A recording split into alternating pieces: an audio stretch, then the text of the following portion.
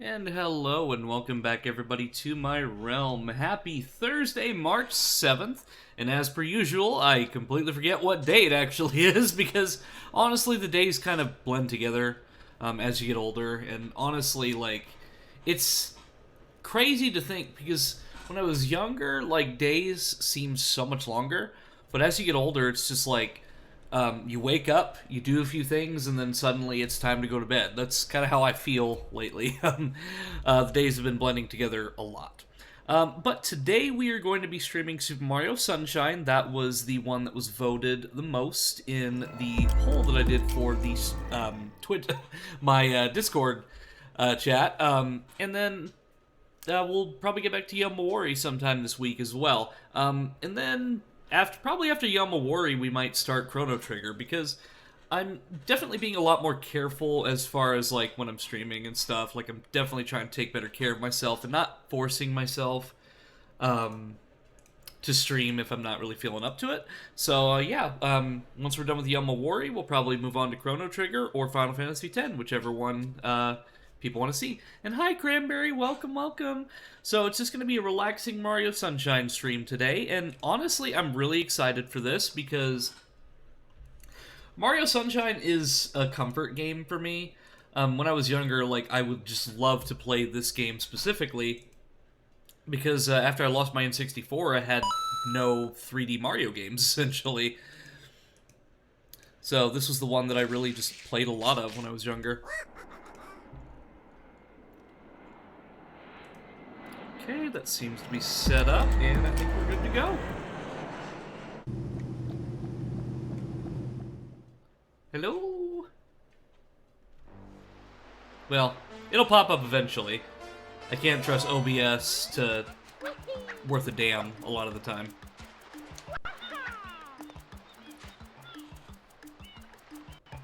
There we go.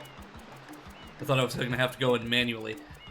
Oh, and I will have some stories to tell after we get through the tutorial, if I might forget, but if somebody wants to remind me. But some really cool stuff that I've been involved in the past week, and I'm just really excited to help promote it. I'm just going to keep it at its original resolution for now, and I might do some adjustments later on. It's just that Mario Sunshine is notoriously hard to get, enhancements like 60 FPS on without breaking the experience, so to speak.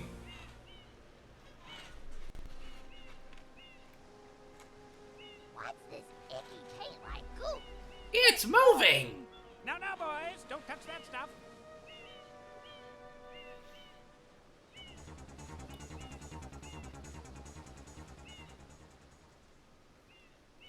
Mario? Excuse me,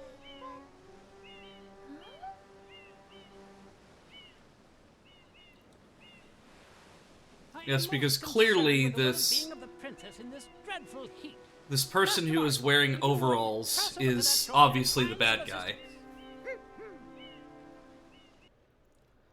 Okay, so literally anybody on that airstrip is clearly... Here. Look, there's clearly... I'm assuming that over there is supposed to be, the air traffic control tower. So, my thought is that if Mario just came in, on this plane, then clearly, with the air traffic control tower, that proves that he is not guilty of this crime, because he literally just got here. How is he going to commit a crime when he's in the air? But no, the justice system of Isle Delfino is just corrupt and awful. And, I think we might have an issue with the goop missing. I mean, it makes the game easier, but that's a bit of a problem when there's no goop. Like I said, this game has a lot of issues when it comes to,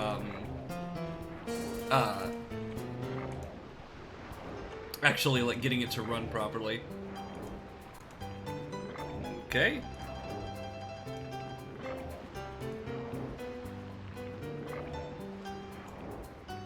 What if I were to turn it to its native resolution? Okay, that's native, but the goop is still missing.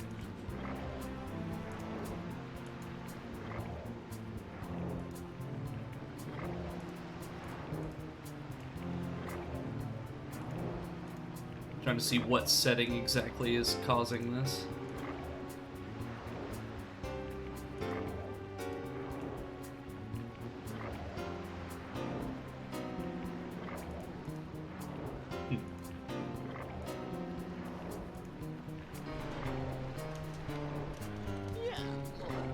That's the weirdest Google search that I've ever done. The missing goop of Mario Sunshine.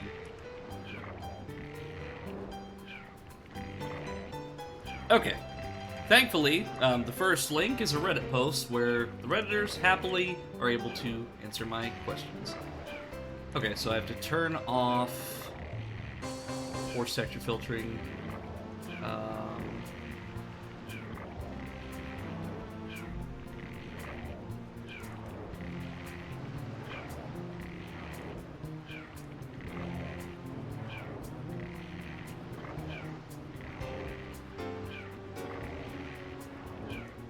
Let's see.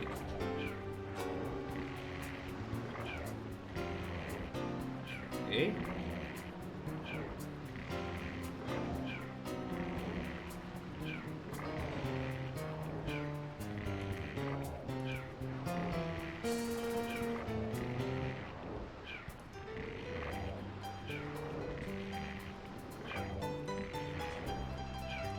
Okay, that should, in theory, fix it. I may have to reset the game.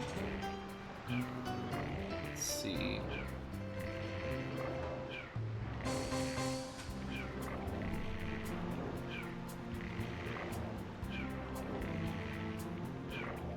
We might be playing this game without goop. Don't just love it when we have technical difficulties right as we start. So let me see if this will fix it. So I'll have to restart.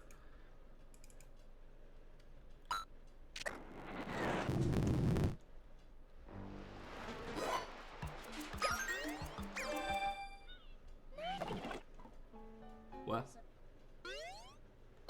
And now I'm just in Isle Delfino. Okay. Well, let me see if it fixed the goop, though, because it's kind of irrelevant playing the game if there's no goop. Like, what am I cleaning up? Nothing? No, there's still... Well, I guess there's goop, but there's, like, none. There's supposed to be so much more. I mean, the game is playable, it's just there's a significant lack of goop.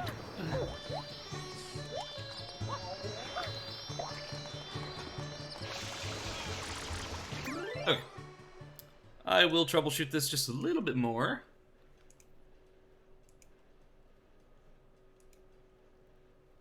Let's see.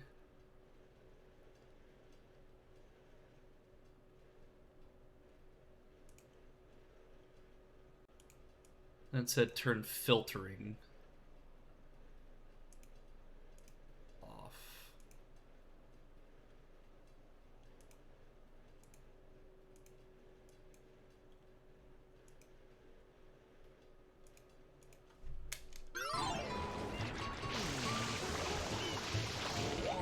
I'm still having quite a few issues with the goop. So let me go to the main menu and try that other save file. Or I'll just... Actually, you know what? I'll just reset the game. See if that fixes it. Because I've got backup plans. If this doesn't work, I've got plenty of backup plans. But hey, I mean, it's not an Eno stream without some technical issues. And honestly, like, running stuff on...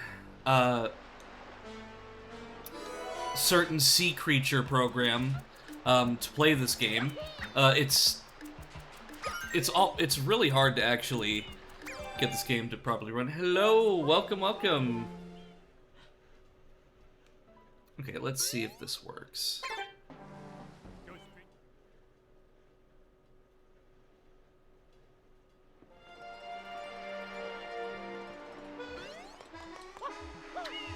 Then again, I can't feel too bad. Mario Sunshine is notoriously a hard game to actually get running properly. You know what? I'll take what I can get.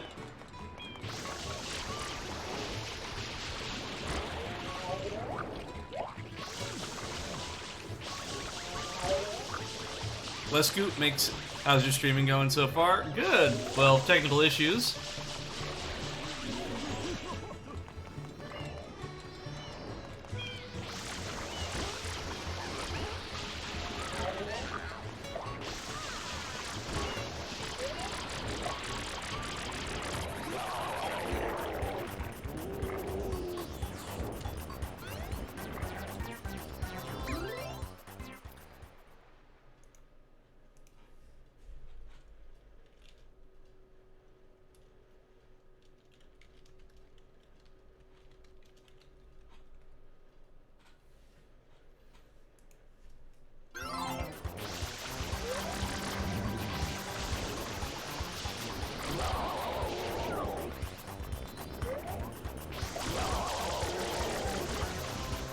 So, I will restate this as it's in my rules. I do not take unsolicited offers for graphics of any kind. Please understand that if you want to do something for me, I will contact you first. Do not bring it up in public chat. If you have any business ventures that you want to mention with me, please send it to my email. Again, do not bring that up in chat, and I do not take unsolicited offers for graphic artwork done for my stream in the chat. Thank you.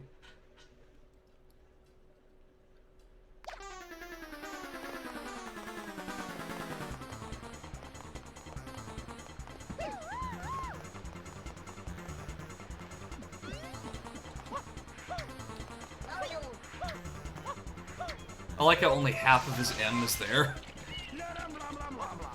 Yeah, I'll figure out this goop issue eventually.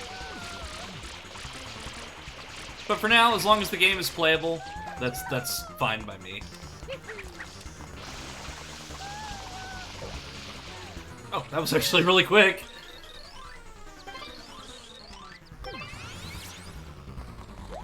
I like how Shadow Mario says you shouldn't be allowed to use tools like that when he's using a tool himself. It's like, oh, so it's only unfair whenever you're losing. Okay.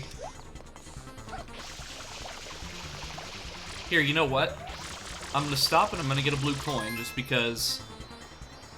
Oh. Well, I can still make it to my blue coin.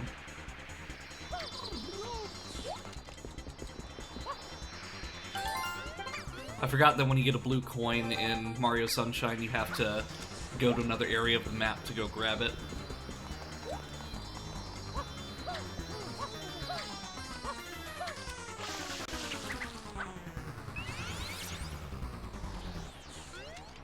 Mario.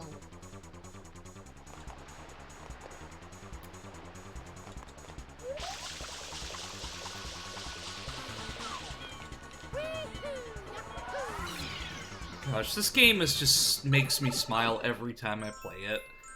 And I know that it's not the most popular 3D Mario game out there. I know that there's a lot of like issues with it, and it's not like a traditional Mario experience. But I still really love Mario Sunshine. Just it mesmerized me when I was a kid. Why is everything shaking? What it? Like, as soon as I get over here, the screen just has a freaking earthquake. Anyway, something that always mesmerized me when I was a kid was that you could look and see all the other levels in Mario Sunshine, and then have an earthquake happen and destroy my field of view. But it was just incredible being able to see all the different levels and stuff. Like, it's something that I always loved about this game was the sense of scale that it gave you.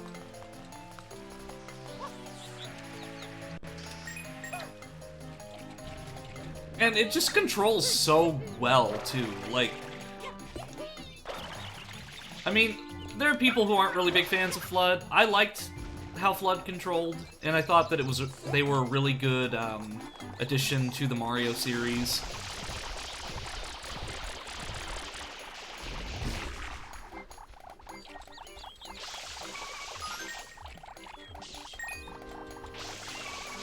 Though admittedly, I have not 120 starred or Shine Sprite or whatever this game. I have not 100% completed it before.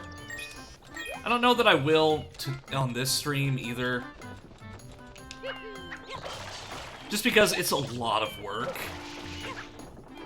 And there are just some levels in Mario Sunshine that are absolutely brutal. And I'd rather not go through that experience. No!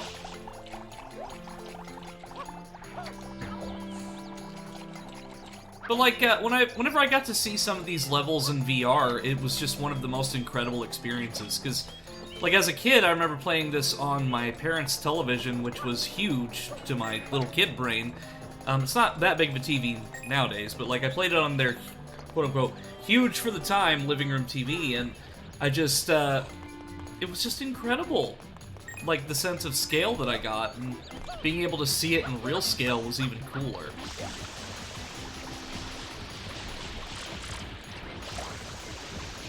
I mean, there's a significant lack of goop, but it's still playable.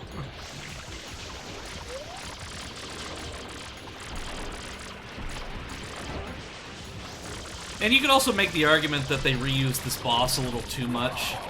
I think you fight this specific boss like 4 times. And really, the boss itself isn't a threat, it's the minions that it summons.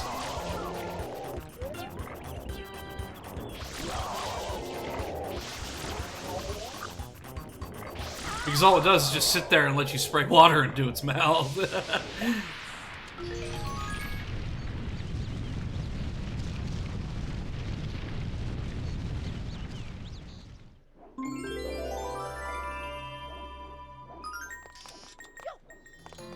Wait, I thought I heard a blue coin just now. And boom!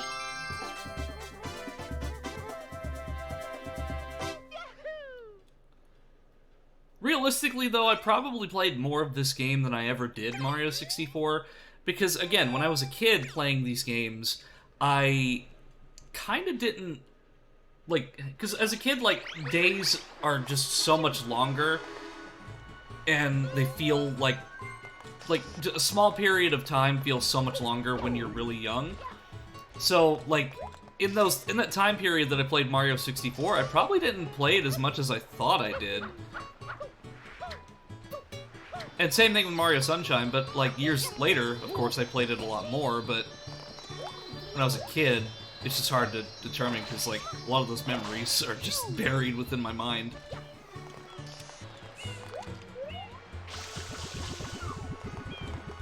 Yes, suffer.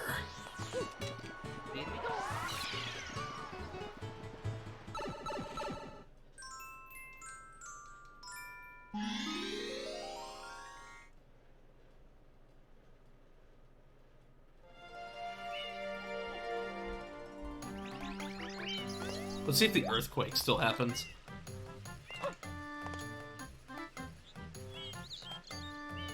Nope, no earthquake this time. I guess it was just a one-time occurrence.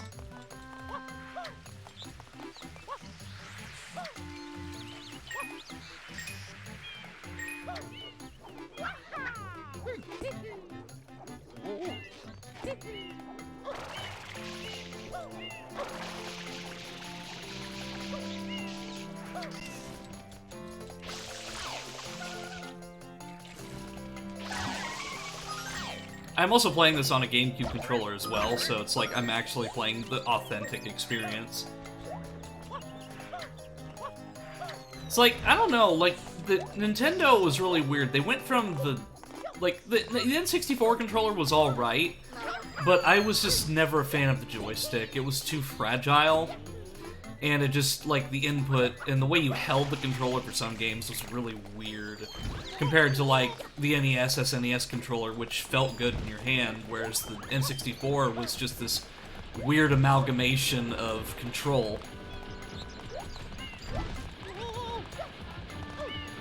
And the GameCube controller just kind of went back to that, like, it felt like almost an updated, like, NES design. It just feels so much better in the hand than the N64 one did. Like, I do like the N64 controller, but the joysticks are just junk.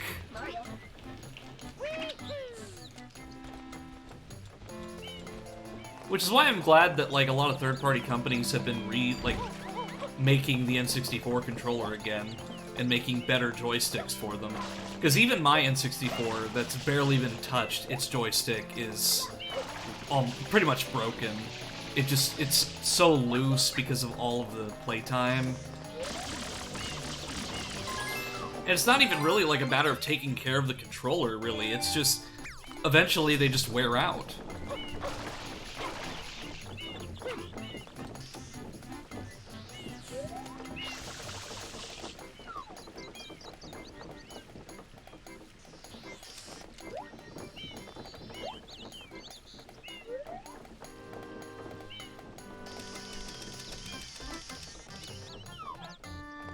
Oh, I think my window needs to be stretched a little bit more. Oh, it's because I didn't go full screen, that's why. See? All better. Most of the technical difficulties have been fixed, but you can't fix my mediocrity.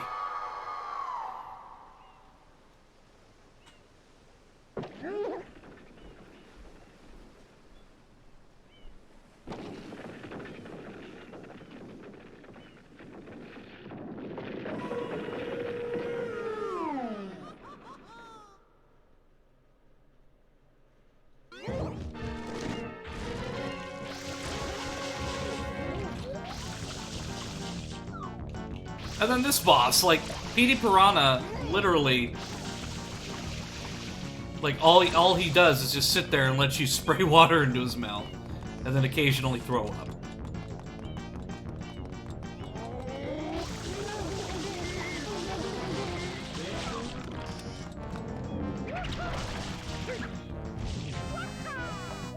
How did I miss? But then again, like, Mario, I'm glad that they don't make the bosses too complicated, because it's kind of an all-ages sort of game. So, I'm glad that the difficulty is there, but it's not too terribly difficult where anybody can just pick it up and play. But I think that's really just Nintendo games in general, is just being able to pick them up and play.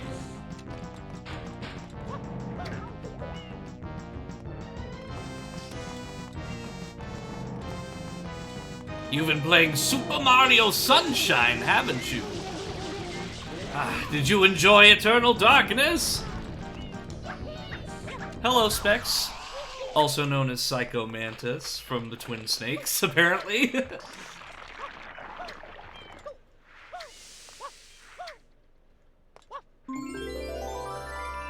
Oh, yeah, so the thing that I was talking about was, so I am actually moderating for Estelle Ellis's Discord server. So she made a Discord server that is all about, like, self-healing and good vibes, and just a safe place for everybody to be. I don't know if they're still live streaming, but she was currently live streaming with another one of the mods, talking about the server and their plans for the future, Star Fox Event Horizon, stuff like that. But yeah, Estelle is just a pleasure to work with. She's, like, super nice.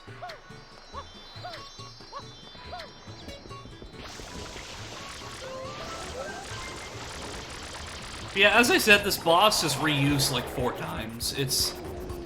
That's a very valid criticism about Mario Sunshine, is that they reuse some of these bosses a little too much. Which isn't to say that Mario 64 didn't do the same thing, because Koopa the Quick was reused in 2 levels, and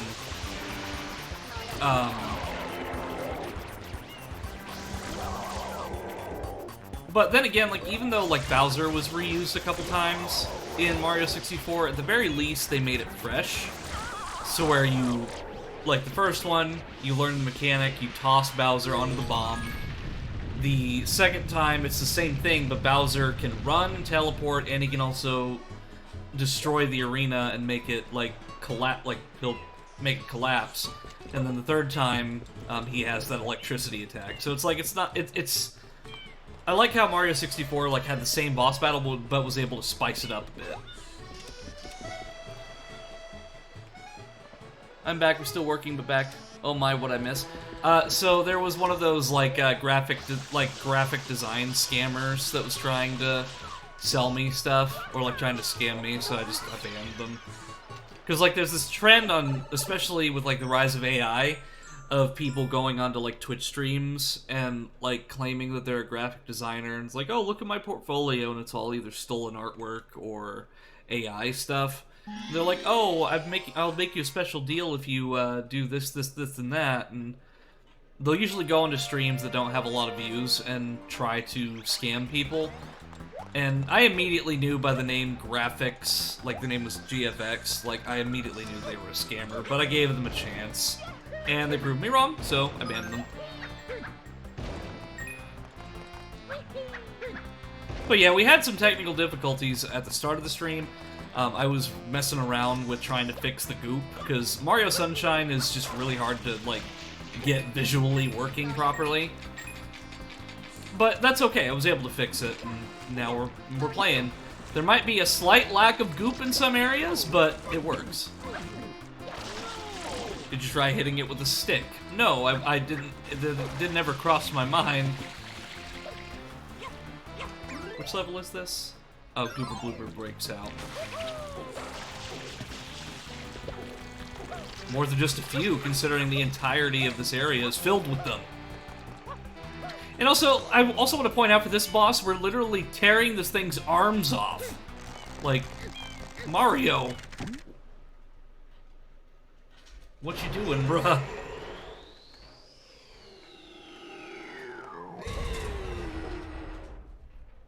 Oh yeah, another boss that's reused a couple times.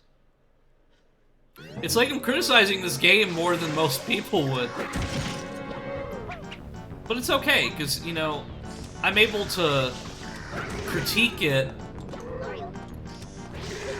and recognize its faults, but also still love it.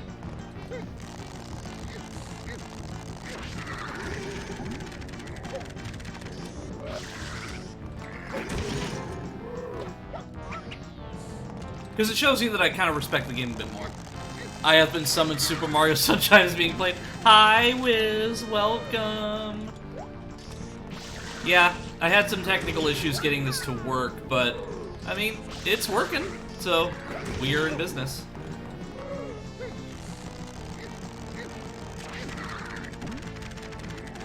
Yeah, that's what I was saying. It's like, what's it doing other than being here? We're literally pulling its arms off.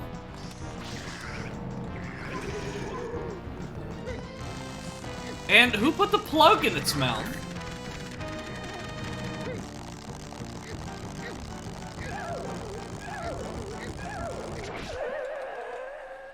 Technical issues, looks nervously at real GameCube hooked into my computer.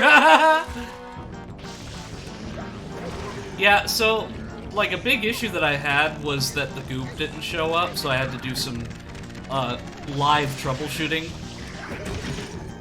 And I've had issues with Mario Sunshine in the past, like, that's why I'm not running it with widescreen or with the 60 FPS hack, because those just cause so many issues.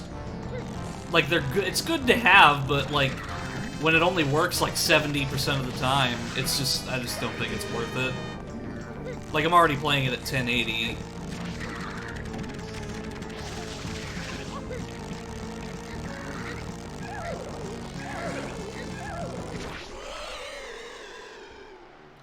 But yeah, Wiz, this is my comfort game. Like, I love Mario Sunshine. Like, I played this game so much when I was a kid.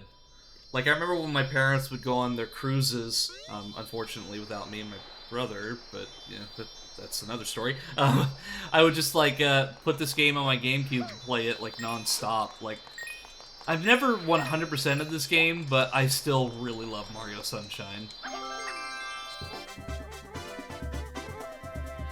There's just lots and lots of good memories with this game, because I just got a copy imported from Japan. Ooh, nice. It's actually a lot easier to get Japanese copies of certain games, because I think it's because they just make more copies over there. Or maybe it's because the retro game market isn't as, like, inflated over there. Because, like, I got a copy of a full in-box copy of Star Fox 64 from Japan that's on my shelf right now, and I got it for like $40. Whereas one from America is like $200.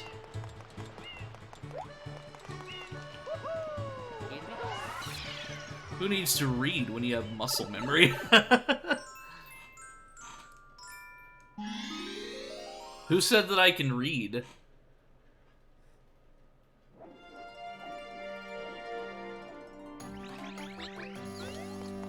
But yeah, like I was saying earlier, like, one thing I always loved about Mario Sunshine was just being able to look out and see the other levels. It's just, like, that was so cool to me growing up. Like, just being able to see, like, Rico Harbor below you, Delfino Plaza, Pina Park especially. Because, like, I always, like, would just love to have been able to just jump off and go to the other level. That's what I always wanted, was, like, a seamless transition Mario Sunshine. There's an open world mod so you can go there. Oh, that is so cool!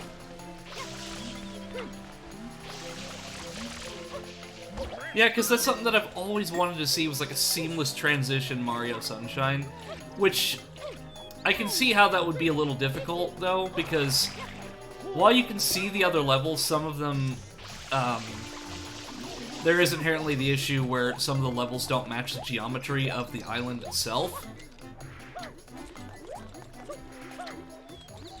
I think it's called Sunburn. Ooh. I'll have to check it out, because that sounds really cool. Oh, also, real-time reflections for a 2002 game.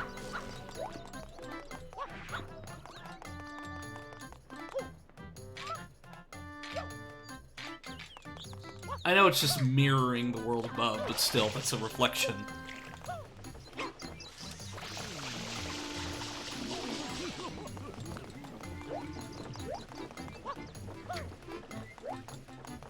Let's see, where was the hillside cave? Over there. Have you ever done the skip this level? I have not. I've never really been good with Mario exploits. Like, just like a couple months ago, I did my first backwards long jump ever on stream.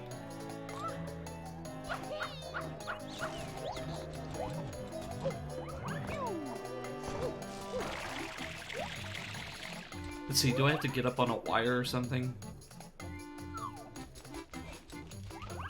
It's been a long time since I played this game. No! Maybe if I do it at the height of my jump. No! On the first shine, you can go straight to PD Piranha. Oh yeah, because you can,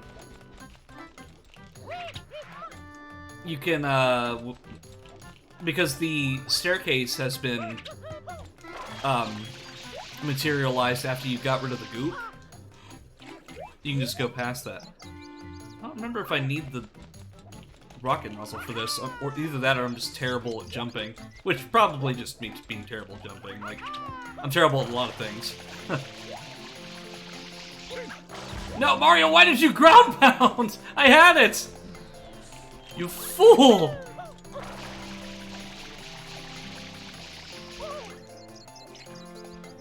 I can help anywhere in this game if you want hints. I don't think I'll need too many hints, because like I said, I've beaten this game multiple times. It's just, it's been a long time since I played. Luckily, I could just do this.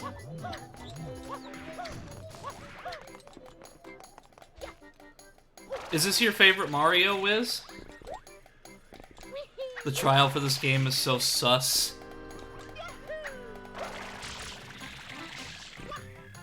Well, I'm glad I'm not the only one whose favorite Mario game is Sunshine. I think it's really highly underrated, in my opinion. I mean, I understand the criticisms on a lot of the things for it. Like this, for example.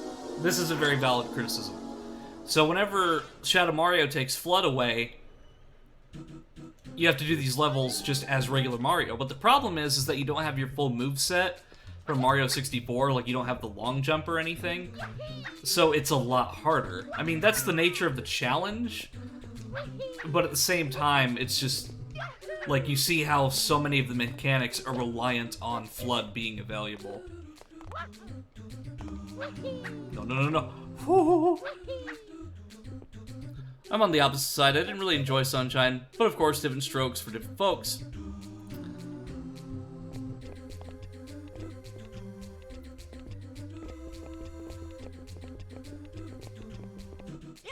No, oh! I nearly went, like, I nearly started, like, making noises in the sound of the song.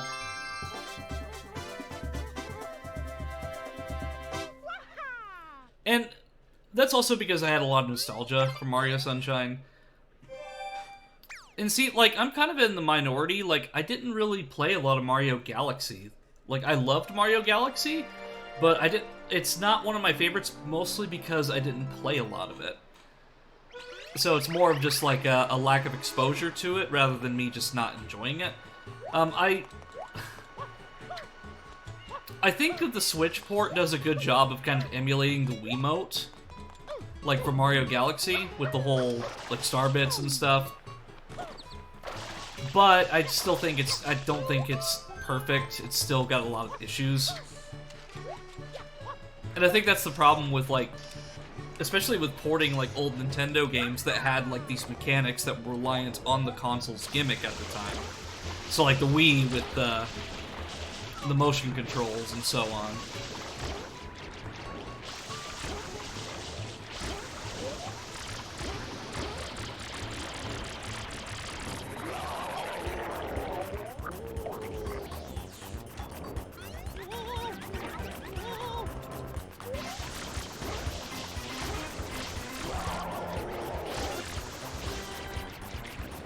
What's your favorite level, Wiz?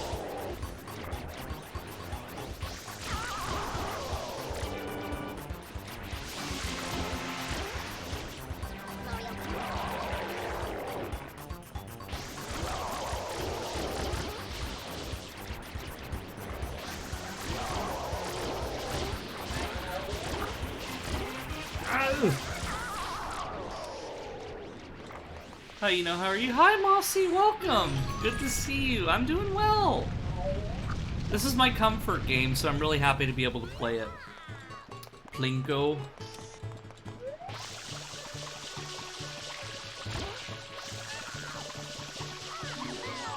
There you go, Toad. Are you talking about the pachinko machine?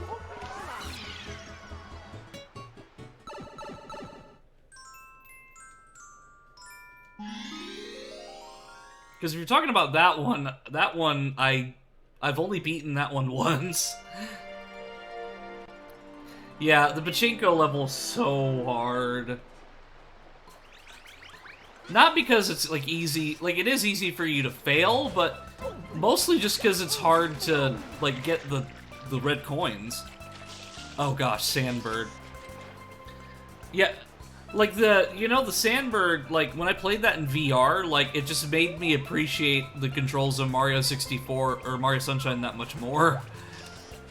Because trying to do that in real life is that much harder.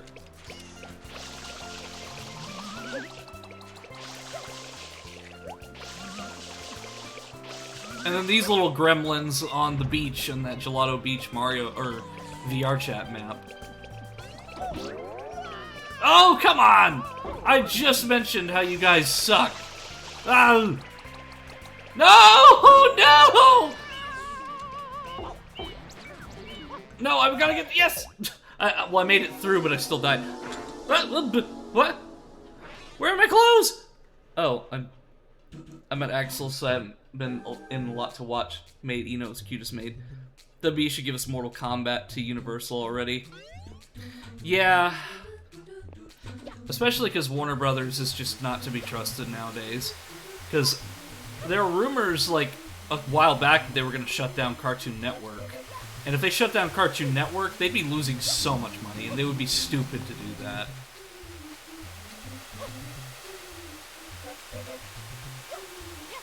But then again, Warner Brothers is not known for being incredibly intelligent.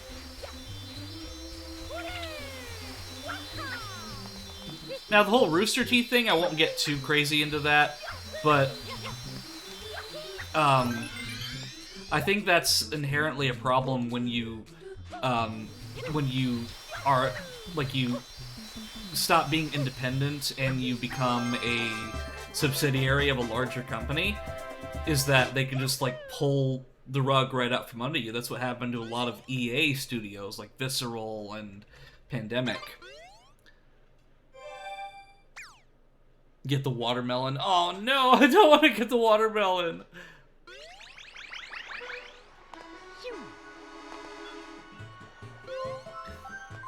But I will be going back to Gelato Beach.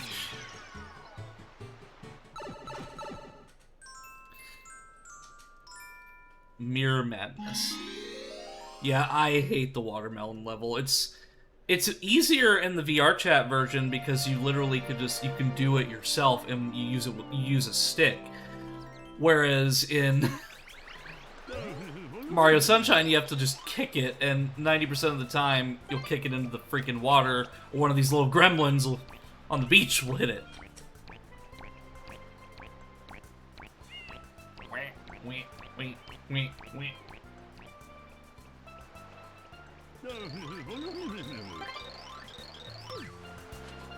Yeah, also, these guys have suction cups for feet, like toilet plungers. So, wouldn't that suck to have those as feet? You'd just be walking around, like, with toilet plungers as feet, just sucking into everything. Hey, Cyborg, good to see ya. Yeah, absolutely, Wiz.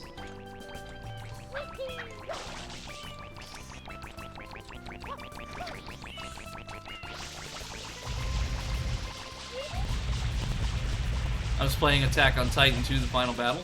Are you having fun?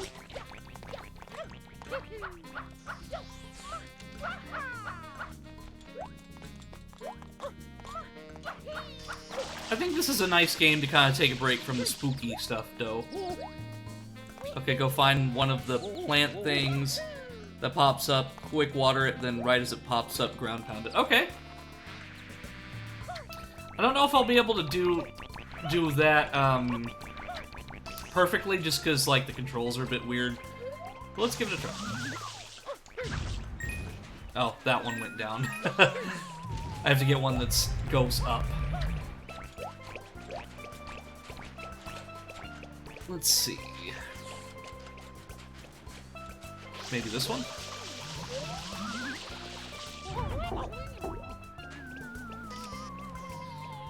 It would depend on how flat and sturdy the surface is, since the plunger stick is due to air pressure differences. True.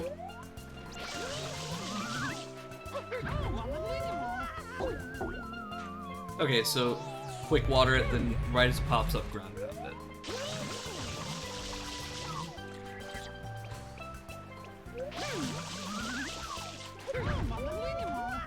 Don't try over nozzle. Okay.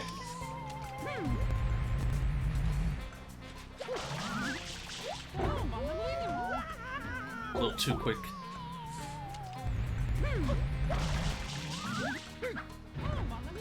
Oh my god!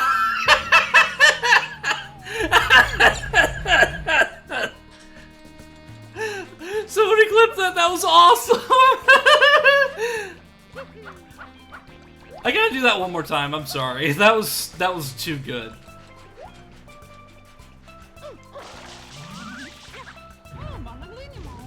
It's like the momentum, just like of the ground pound as it hits, is just like launching me up.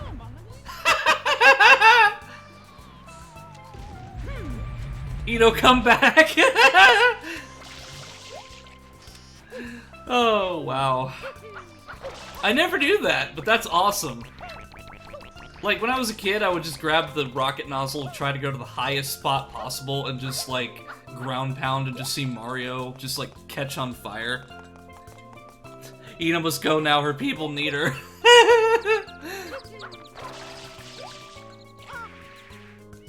No, I was up there!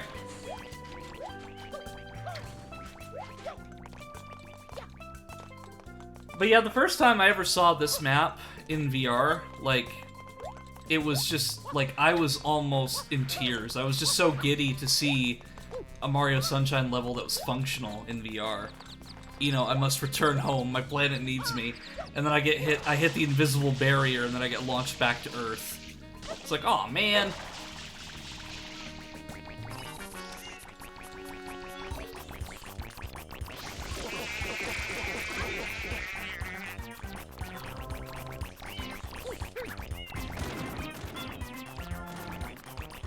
If I remember right, I have to get them over to the edge there.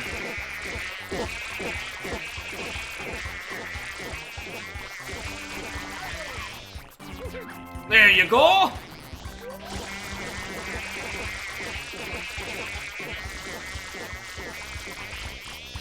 And now it is time for you to go!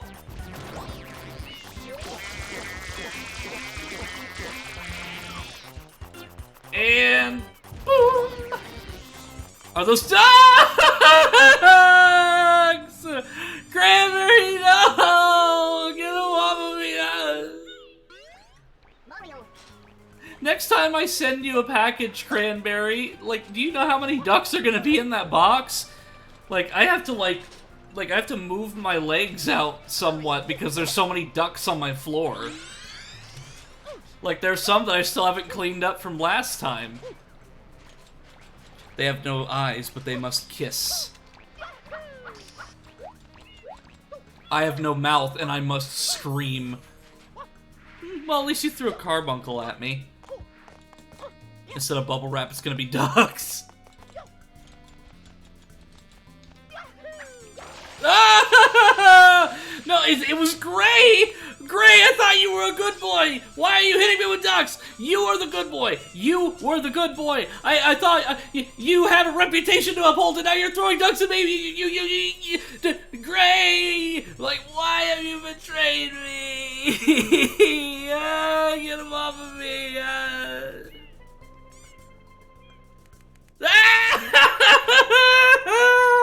It's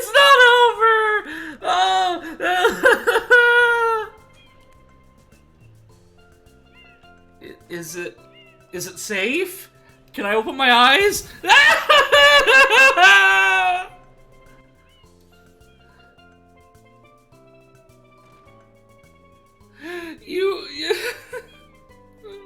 Yes, I need to stretch. Especially my back.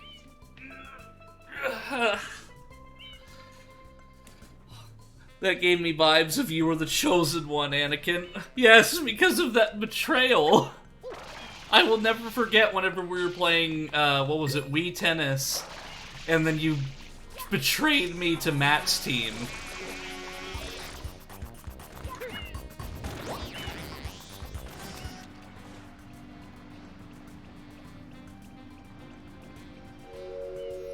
I think I've only ever betrayed you once in a game, when I chainsawed you, but then again, like, that was, I didn't actually kill you with said chainsaw in Left 4 Dead 2. And as my mod Big learned last night, I am an absolute gremlin to play multiplayer games with.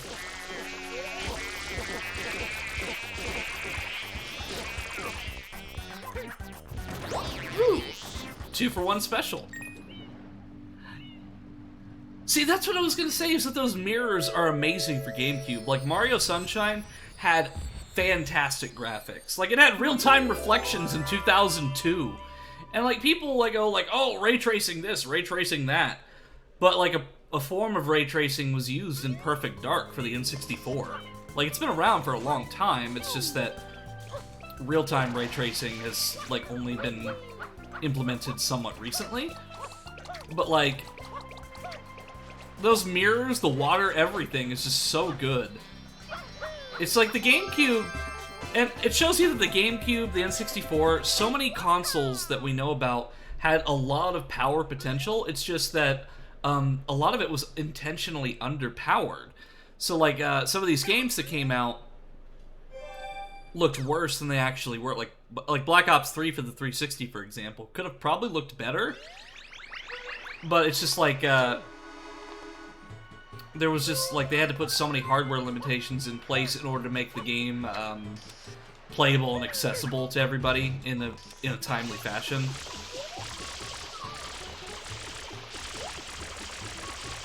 Plus, a lot of the technology that we have now that enhances that N64 GameCube experience didn't exist back then, so I guess I can forgive them for that.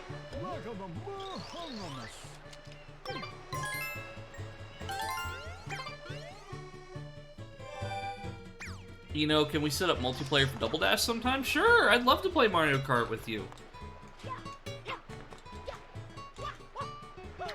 I talk with my nose. I do. I mean, I don't have a mouth. Because the thing is, as a spirit, I don't need to eat or really breathe, so there's really no need to have a mouth when I can speak telepathically to everybody. Or telekinetically, telepathically, however, like, as I'm, like, broadcasting my voice from my own mind to everybody else. How do you scream with no mouth? Well, that's the thing. I have no mouth and I must scream. Oh yeah, I have to use the things to get him to calm down.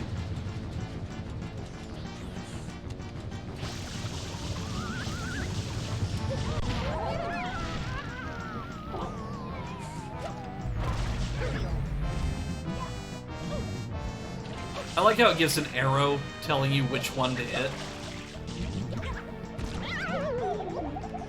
Telepathic is mind speak, reading telekinetics, moving the mind.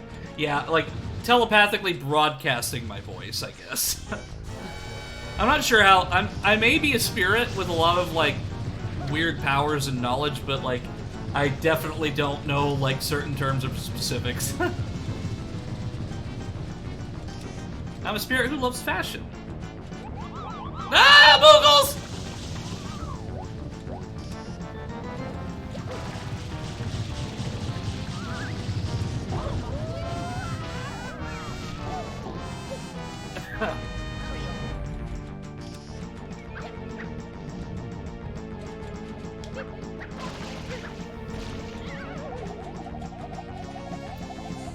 Underutilized superpower. Shows your enemy's weakest point with an arrow. I'm a blob with some brain cell that has some knowledge sometimes.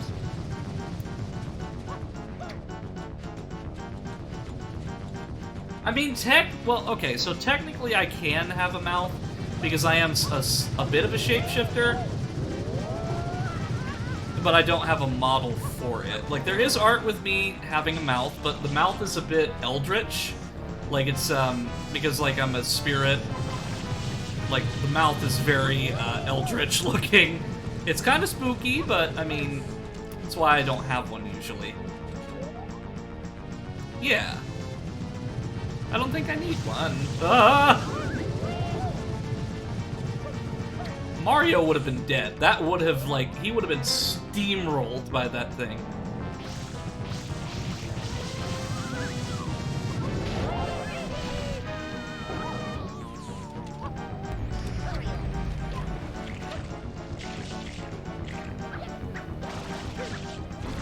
I think there's some book groups who would appreciate that.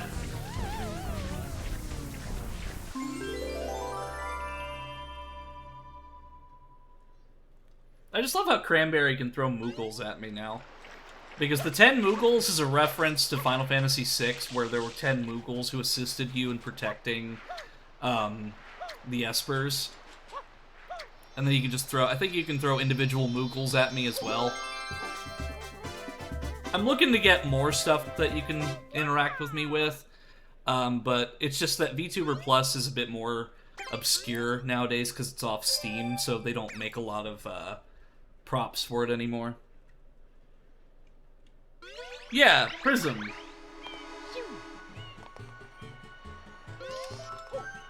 Here we go.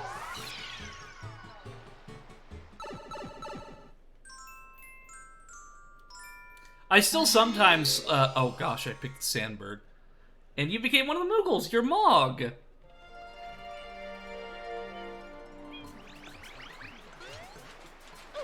And see, sometimes whenever I refer to those characters, like, outside, like when I'm talking to somebody, like, about Final Fantasy VI, like, sometimes I have to stop myself from saying the names that I gave them. Like, Alucard's, Colonel Sanders, and Amber. Like, Amber's probably the hardest one, because, like, Celeste, like, I just, like, Celeste is my favorite character, and she's Amber, so... And big.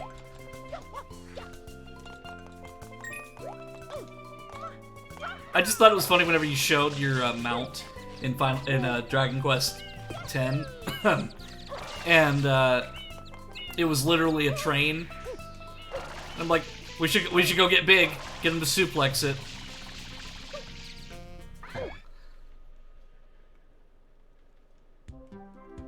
Oh gosh, the Sandbird.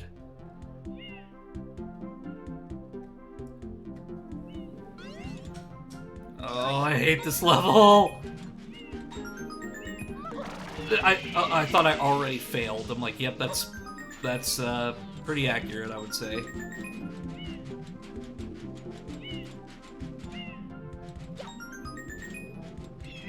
Yeah, I really enjoyed seeing your world, Cranberry, and I especially loved hearing more Cranberry lore.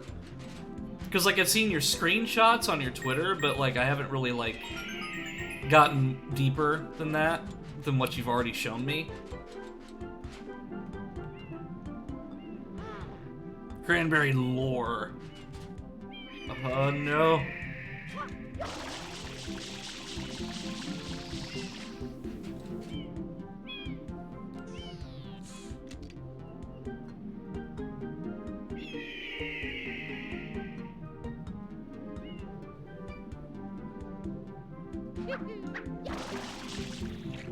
Yeah, so, see this level, imagine doing that in virtual reality where all the movements are yours.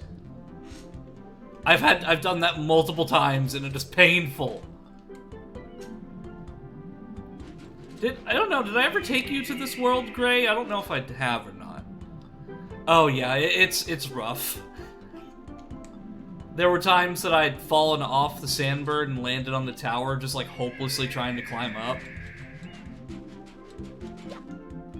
That is incredible. I did it my very first try. Good lord. I think after a while it just kind of Yeah. I don't know how I managed to do Sandbird on the first try. Also, I don't like heights. Yeah, I'm not a really big fan of heights either. Like, it's strange, because, like, I love, like, high places and looking out over, like, cities and stuff. But, like, I'm just not the biggest fan of heights. And, you know, they say, are you afraid of heights or are you afraid of falling? I think I'm just afraid of falling.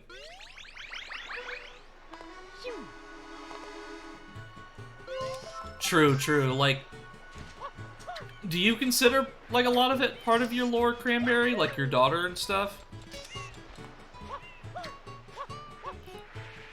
And, like, your, backstory and whatnot? I think it would be awesome if Dragon Quest added a grappling hook.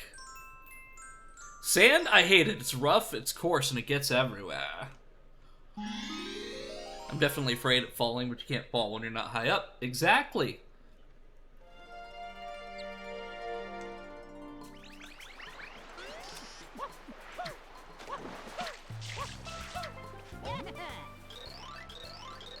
Literally the Running Man from Zelda. There's a grappling hook in Dragon Quest VII, sort of. Really?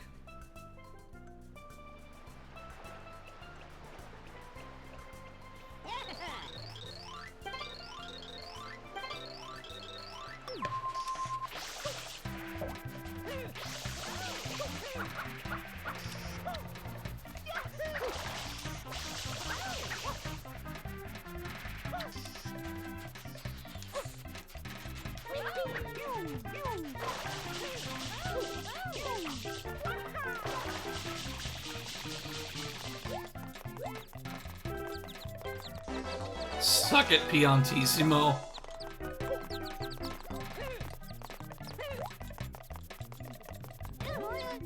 It's the Running Man in Zelda, but you can beat them in a race. Right? I don't know if it was a mod or something, but I saw somebody, like, created, like, a boss. There was, like, a boss battle with the Running Man if you actually, like... Yeah, I think it was a mod where somebody, like, if you actually beat the Running Man, he, like, he has an existential crisis, and you have to fight him as a boss. It appears exactly once the hero tries to board a boat with the grappling hook, and he suddenly has no explanation of where it came from. The guy in the boat you were trying to climb detaches it, and you fall into the water. The grappling hook is never seen or mentioned again. That sucks. Because, like, again, the grappling hook is your calling card. I wish that it was more easily accessible. If I'm not good at running, who am I? Running Man, probably. Yeah, let me see if I can find that real quick, because now that you mention it, or now that I mention it, rather. Let me see.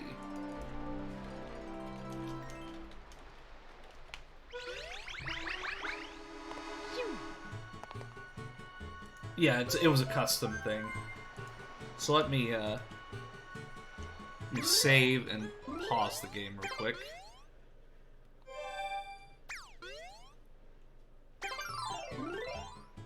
So if I do that, it'll just have the audio from the video. But yeah, I'll show this off real quick, because I just thought that this just made me laugh when I saw it, and I just thought it was really funny. It only appears that one cutscene, like I said, you don't even know where it came from. The hero just magically has it and promptly loses it. Yeah, but this is what I was talking about.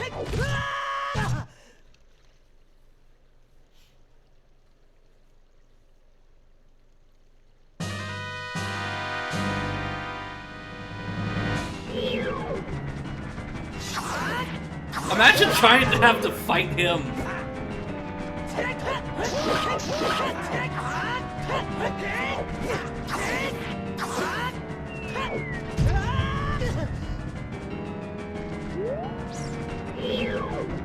The true final boss.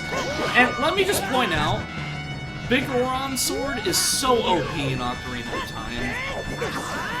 Like, everybody was like, oh, Bongo Bongo is so hard. So this is a custom boss battle. This isn't, like, actually in the game. Somebody made this, from my understanding.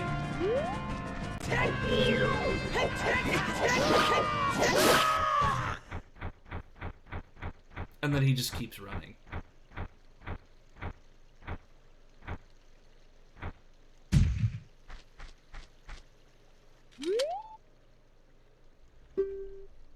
I guess you're a better cheater than I am. Wait till you admit you're a cheater!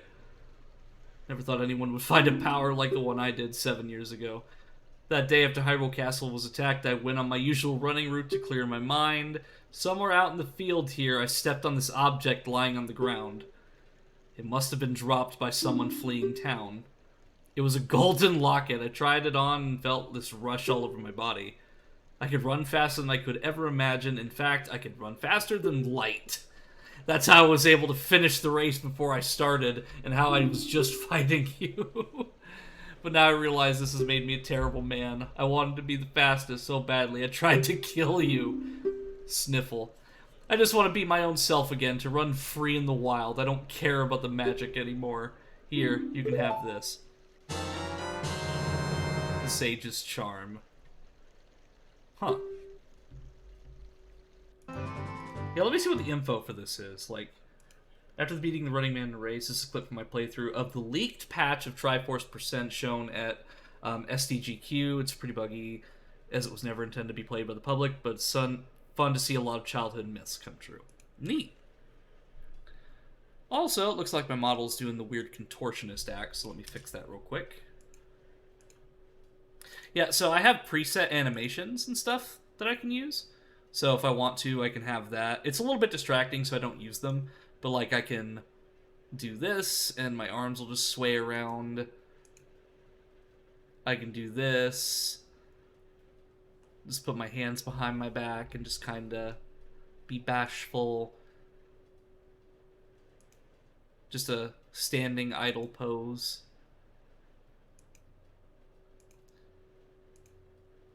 But yeah, I tend to keep them off just because they can get a little bit distracting.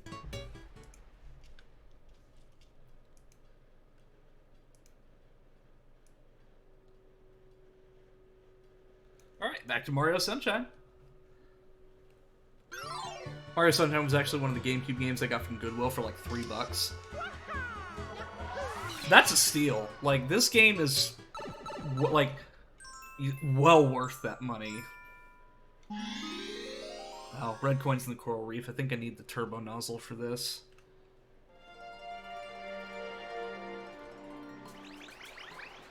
No, I mean, I could probably do it without the turbo nozzle.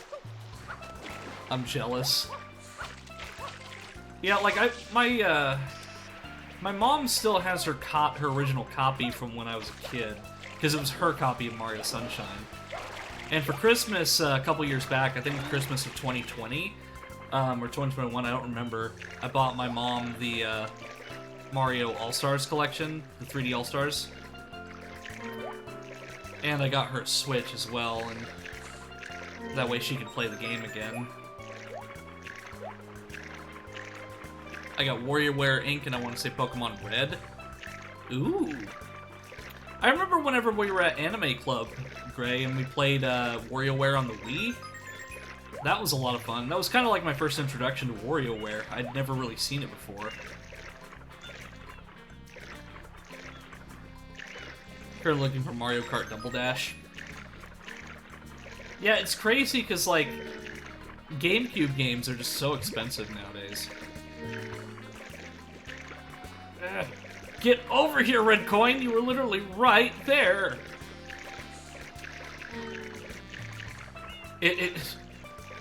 Oh yeah, that's the problem. That's why I need the turbo nozzle. Either that or, yeah. Yeah, screw physics!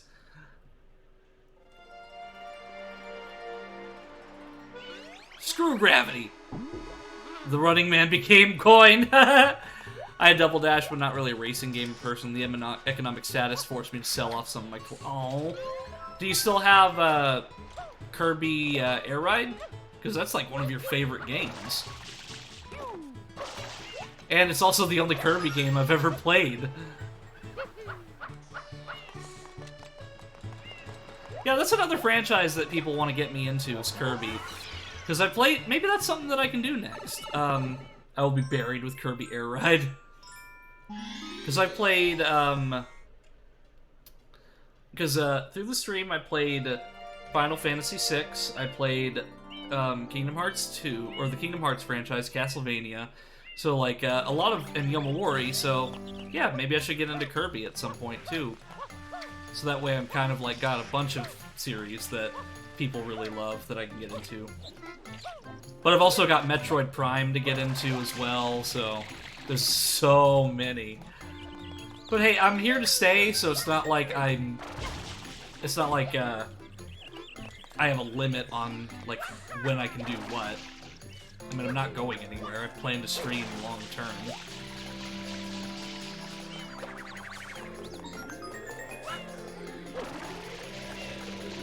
Heck, if Skies of Arcadia gets a remaster like has been rumored, I might run through that game again just because of it having a remaster. But I haven't heard any news regarding that since last year, so I doubt that it's going to come out anytime soon if it's even real.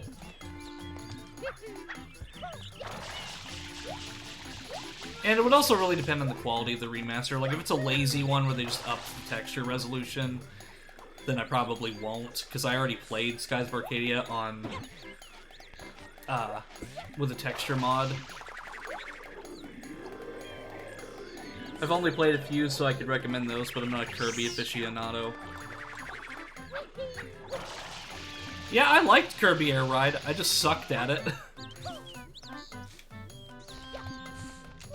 Yeah, and I remember also, Gray, when I came over to your house that one time, not only did we play Kirby Air Ride, we played Sonic Adventure 2 and stuff, and I think we played Omega Ruby and Alpha Sapphire, but I remember that when we played Smash 4 and I played it for the first time, you handed me the freaking Wiimote and then you got the Wii U controller, and I'm like, oh, you're handicapping me. It's like, I can play on the Wiimote, but it's just like, it's so, like, Smash is just so hard to play without a GameCube controller for me.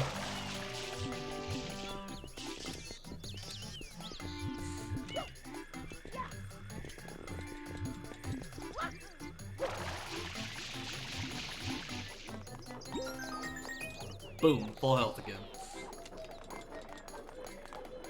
When you get the rocket nozzle in this level, there's an amazing glitch you can do, but make sure you save first.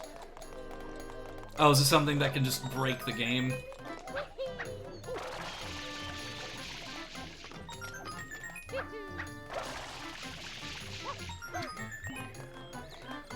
Oh, I see. I actually think the GameCube controller is the hardest Smash controller to use. I have to click the button so hard to do what I want. Well, yeah, I mean, you were using the Wii U gamepad. I was using the frickin' Wiimote. It's like, it makes me so mad. It's like, no.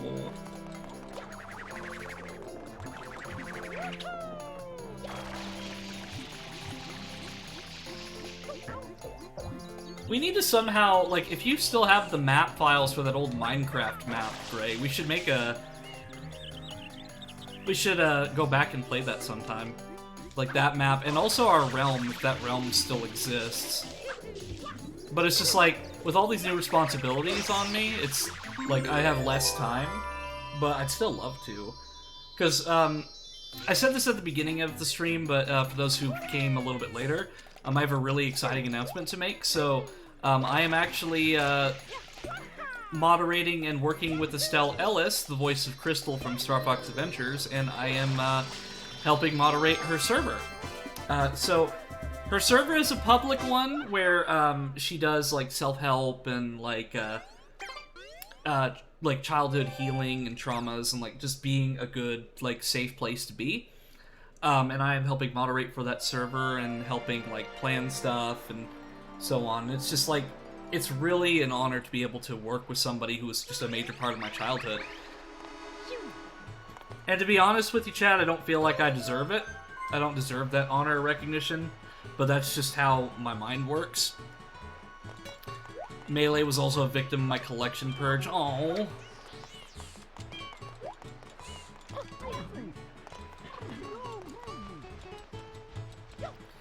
Well, if you ever need copies of games, well, I've got quite a few. I actually, in the last few years, have been rebuilding my N64 collection. So, like, when I was younger, I moved houses, and my aunt kept all of my N64 games, with the exception of, like, Pokemon Stadium 1 and 2. Oh, that's why I didn't do this level, because of the Coral Reef. That's right. I'm a dummy. But, over the past few years, I've been slowly getting my childhood collection back, and I'm happy to say that I have my entire childhood N64 collection back with custom cases. I must go. If you're still playing when I come back, I'll instruct you in the ways of the best sunshine glitch. Yes, please, Wiz. I would love to see it. Oh yeah, that's right. There's a shine spread. It's somewhere here. Yeah.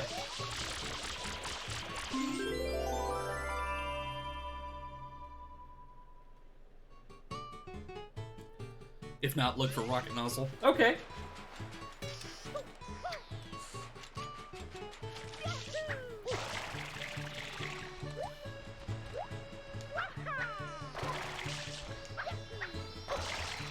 And boom.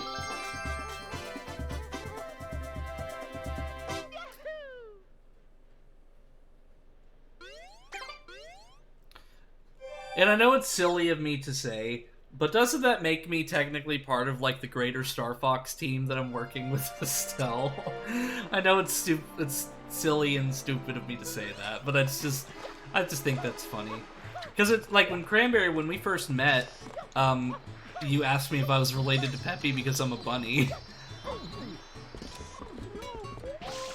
Oh, Wiz! No, where am I well, I guess it fits because of the game I'm playing. Fine, you win.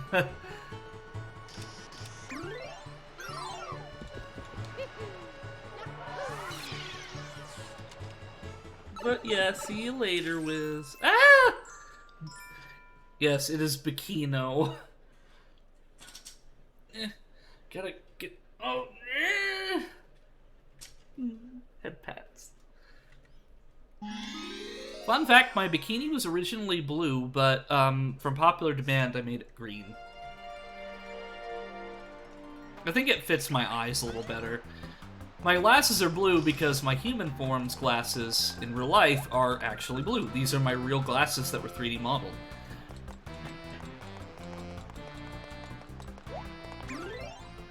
Okay, blooper surface. Oh no! Well, this one isn't too bad. Let's go with the green one.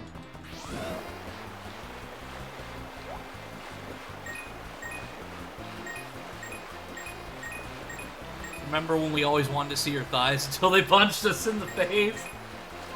Well, I didn't punch you in the face. Senator Armstrong just happened to appear the moment that you saw the thighs. Green slime.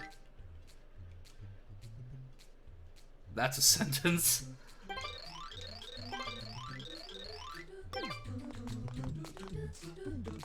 Yeah.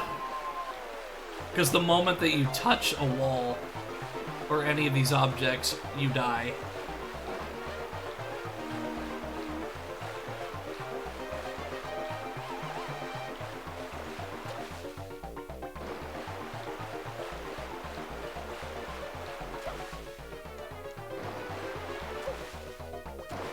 Oh, I'm so surprised that didn't kill me. Oh.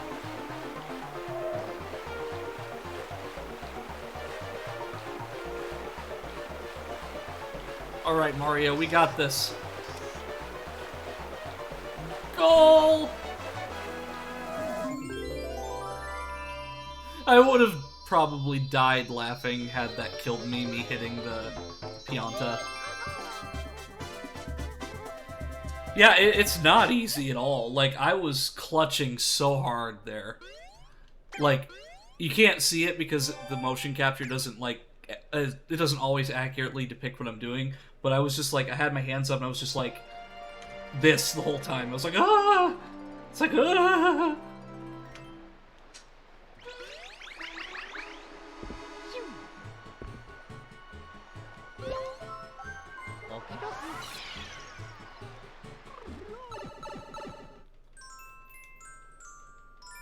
Cage Shine Sprite. Also, how are you doing, Jet?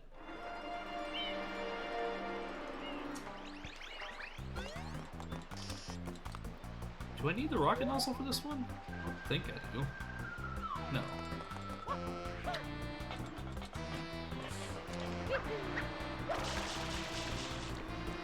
Working on homework. Imagine going there and Sephiroth Kingdom Hearts version is waiting. It's like I have a controller that's plugged in, so I don't have to worry about battery power. But somehow, some way, if Sephiroth was there, my controller would unplug itself, and that would be the end.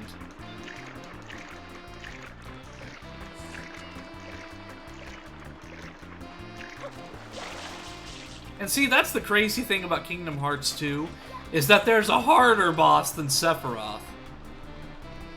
Ooh, what you say? Yeah, I don't think I'll be able to beat Sephiroth anytime soon, and there's no way in hell am I ever gonna be able to beat Lingering Will. Like, Lingering Will is just like hell on earth.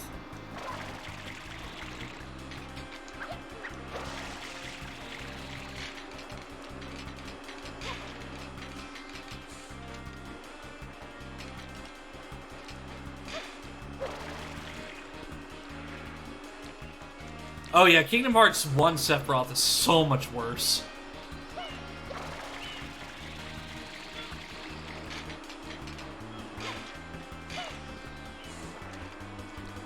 Like, Square had absolutely no chill with Kingdom Hearts 1 Sephiroth.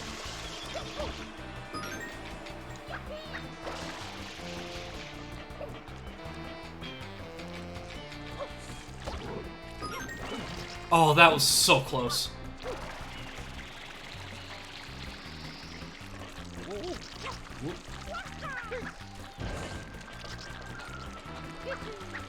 Oh, I hate the splotchy ink noises. And see, what was incredible is that Kingdom Hearts 1 Sephiroth is played by Lance Bass of NSYNC. So Lance Bass is the first canonical, like, English voice of Sephiroth. Which is honestly kind of cool.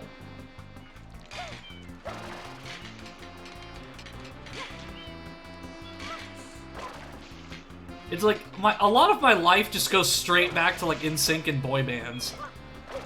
Like, there are just so much I've done in my life where like it all goes back to like something from my childhood.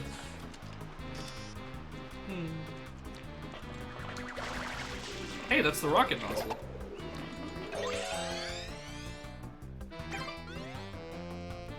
Come on, show me your strength, dies. Just immediate death.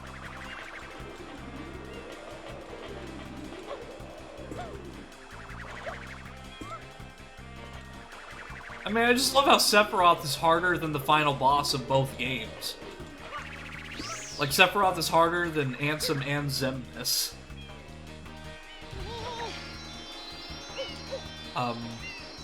No, Mario! I made the wrong decision. Okay, it's that way. Show me your strength, that's enough. I mean, I've gotten Sephiroth down to like half of his health bars in Kingdom Hearts 2, but it's just a lot of practice that I have to put in. Because I spent like at least like 4 hours trying to beat Marluxia. And I did eventually beat Marluxia, and I have it on video. So I've beaten all the absent silhouettes in Kingdom Hearts 2 at least. And I've been playing through 358 over 2 days as well. But I've only been slowly getting through it. Trends! Hi! The best Umbreon is here, everybody! Roll out the red carpet! Put away your Pokeballs! Trendsy game is here, everyone! The Umbreon, the Unstoppable! Give a round of applause with paws, hooves, whatever appendage you have for Trends. Welcome, Trends. Wow, Shadow Mario could give Lickitung a run for their money. Ah! No! No! I said put away the Pokeballs, not throw them at me! That is Peanut You get a bonking for that? secret hideout. But I was being serious. Ah! Carbuncles and Pokeballs. Yeah. But hey, it's true. I'm just being truthful. Because you are very cool, Trends.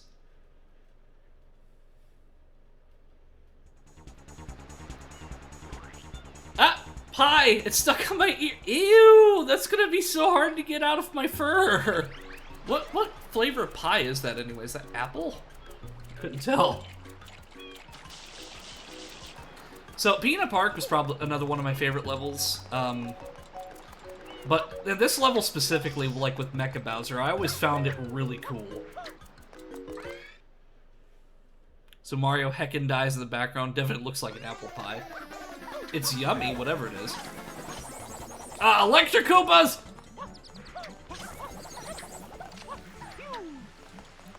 I can tell you a secret about them, but it's pretty shocking, if you know what I mean.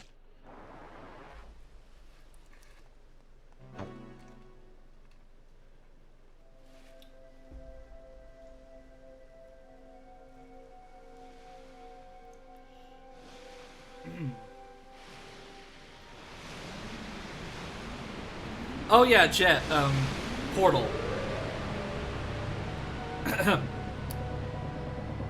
I'll actually send you my schedule, Jet, so we can coordinate a time that way. Just remind me to do that. Did the perpetrator get away? Flood is like an owl, they can only see directly forward.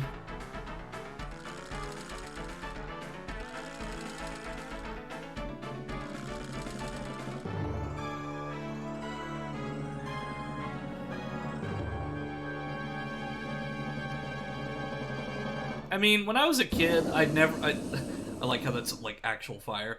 When I was a kid, I never understood, like, I didn't understand until this point that it was Bowser and Bowser Jr. doing all this. Like, even with Mecha Bowser, I was like, oh, I wonder who this villain could actually be.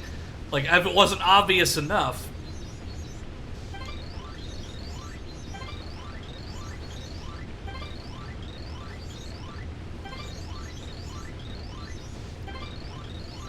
How about I provide you with a hero's vehicle? Follow me. And I also like how Mega Bowser is just confined to this one, like, little pool. And it's a kiddie pool, no less. Like, Mario is above the water.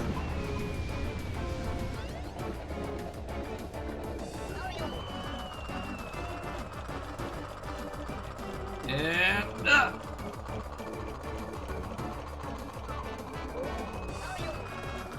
Well, I'd love to if I could shoot this damn thing. It won't let me shoot! Ah! No! No, no, no, no, no! My controller's not working! I have a fix for this. I have a fix for this. I just have to go into my controller settings, configure, and then I'll just load my Super Smash Bros. Setup. Let's try that again.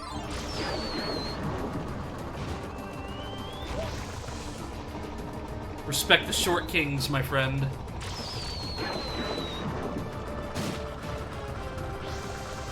Isn't Bowser Jr. technically a prince?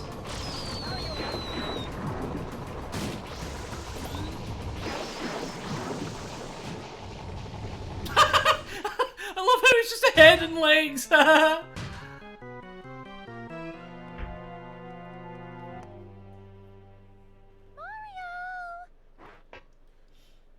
I'll go ahead and send you my schedule, Jet.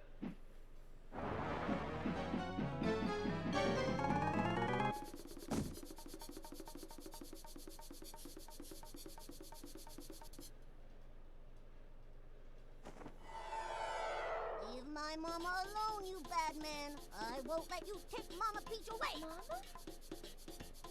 Mama? Mama Peach? I'm your mama? Yeah, Papa told me all about it. He told me my mama got kidnapped by a bad man named Mario. So who's Bowser Jr.'s real mom So then? the graffiti. That was you? This is my magic brush. And where are all the other Koopalings? All my wishes come true. A strange old man in a white coat gave it to me. A strange old man in a white coat. But why would you pretend to be Mario? Papa told me everything. He said, Mario's a bully. He never fights fair. he said, Junior, you gotta try to outsmart For Mario. them. Yeah, that's "Let true. Mario get to prison." But they didn't lock him up, and now he came to steal Mama Peach again. You pest! Stop following us!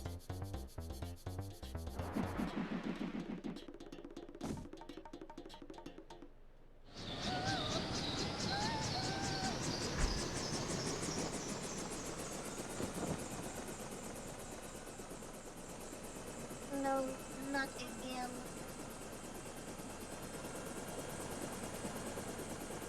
It appears to be heading toward Corona Mountain. Now that I think about it, my mom actually never beat this game. So, like, I remember I showed her the ending of this game because she never was able to beat it. Like, my mom is wonderful, and she's technically a gamer, but the thing with my mom is that she's not very great at games, with the exception of, the sole exception of the Guitar Hero franchise. Like, my mom can literally, like, she used to be able to play, like, almost every song on Expert on Guitar Hero. Like, her Guitar Hero guitar is, like, out in the living room when I went over to their house a little while ago. But yeah, this is a kiddie pool. Like, this pool is so lame. Like, there's no, like, pool toys, there's nothing.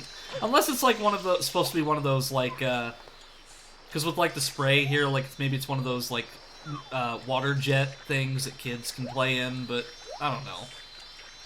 It just seems a bit lame. Poor Bowser Jr., all he wants is a stable family. Right? Like, all he wants is a mom, and, like, honestly, if Bowser stopped kidnapping Peach and actually, like, tried to be, like, a good, like, attractive gentleman, like, maybe then Peach wouldn't, like, maybe they wouldn't have to go fight him all the time. Like, just be, like, just naturally try to, like, progress the relationship, Bowser. Let me switch this back. We also happened in the Mario movie. If Bowser did a King DDD, they would be friends, right? I've actually not seen the Mario movie just yet. Like, I want to, but I just have not seen it yet. Let's see, I've got the... Oh, I guess the rocket nozzle isn't available yet here. Mario.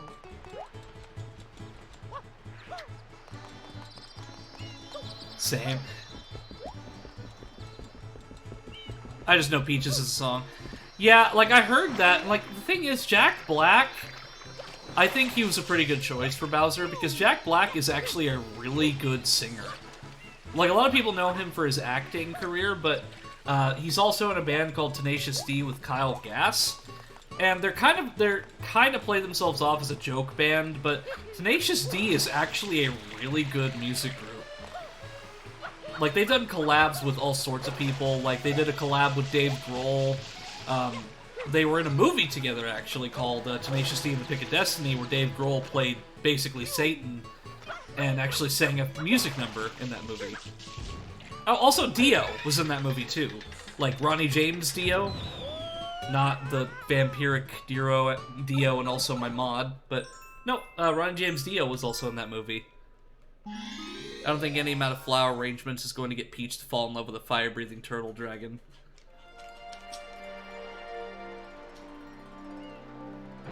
Well, you never know. Like, maybe he changed for the... No, I don't think that Peach and Bowser would ever work out. I think they're just... Like, I think they're just too different. Like, Bowser's more of an aggressive king. Peach is more like... Rescue me, Mario.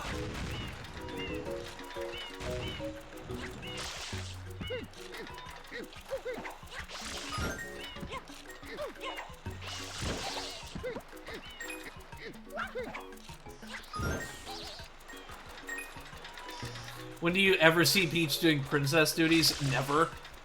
Well, probably not. She probably can't because she's too busy being kidnapped 90% of the time. Hey, hear me out.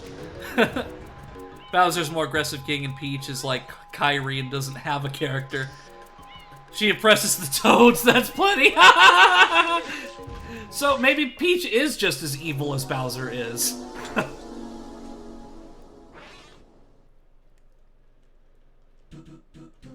I mean, literally,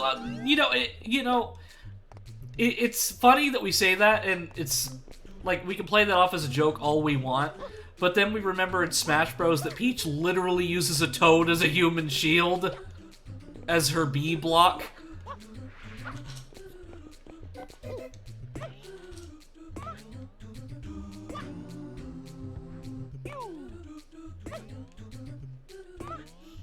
It's like we can complain about, like, Bowser sending the Koopas and Goombas to their deaths, but then we remember that Peach uses the Toads as a human shield. And Daisy, too! Yeah, like, really, the Mushroom Kingdom is screwed up. Maybe, yeah, Cranberry was right. Like, Bowser really is the rightful king of the Mushroom Kingdom. Because at the very least, he's not, like, using his men as human shields. Which he probably has, but... black magic that we've never seen him since. In a Mario Brothers manual, it said that she apparently has the ability to undo the black magic Bowser unleashed on the land. Yeah, because didn't it say that the blocks were the residents of the Mushroom Kingdom that have been turned into blocks because of Bowser's black magic?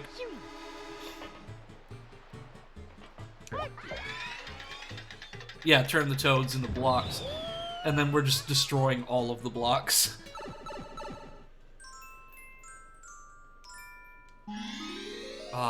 I always hated the red coin levels.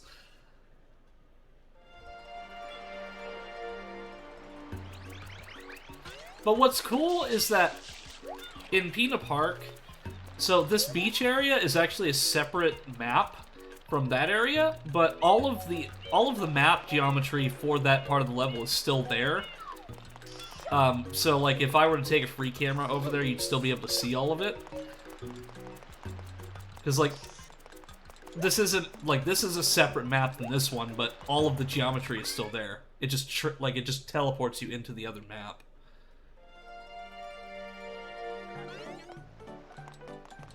I guess that's how they separate, like, the NPCs and stuff and keep the game running consistently.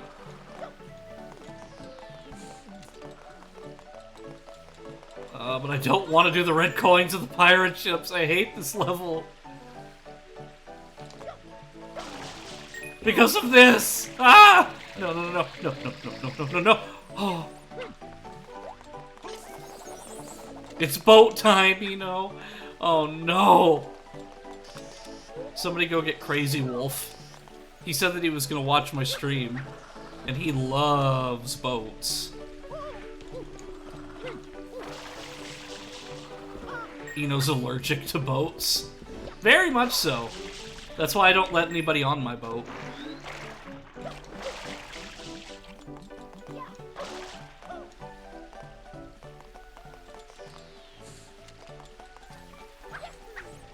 Okay. Well, there's one over here that I... No! I can get this one over here! Yes! No, Mario. Did I just get hit with something? I got hit with a carbuncle. I almost said I got hit with a cranberry. Well, I mean, if you threw a Moogle at me, that would be somewhat accurate, but... Also, there's no guardrails on this staircase at all. Okay, so there's a coin right there! Ah, Moogles! I got hit with 10 cranberries. Okay, I think that's all the coins that are right there. But yeah, like, it's just so cool to be able to see all the levels like this. Like seeing Serena Beach, Gelato Beach, Pianta Village, Bianco Hills, and so on. That sounds like a weird song. I got hit by 10 cranberries. You've been hit by, you've been struck by, cranberry. You've been hit by, you've been struck by truck.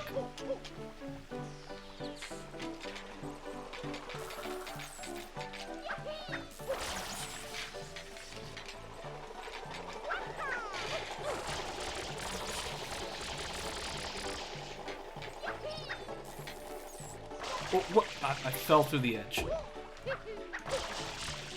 That's the correct version of the song, and no one could say otherwise. Like, the song just abruptly ends as he says, truck!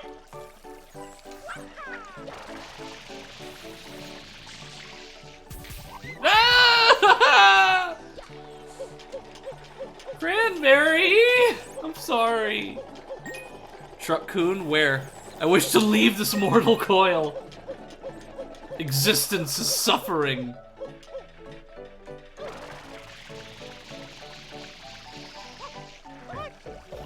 I remember when Cranberry was, like, either working or, like, she was doing, like, something else. Oh, I think it was part of, like, one of Yan's streams. And then Cranberry would just, like, occasionally, like, just throw things at me. I got shocked so hard I ended up below the map.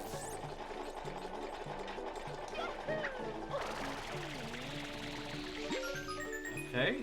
Then there's that one over there. Well, no, I already got that one. Where's that last red point? Up there. Well, no, there's two more. I just can't get shocked! Ah! Okay, where's that last red coin? That was either my birthday or the charity stream. I think it was your birthday. Curious that this is a Mario game that I never saw or heard about when it came out. I think Mario Sunshine came out in 2002, I think?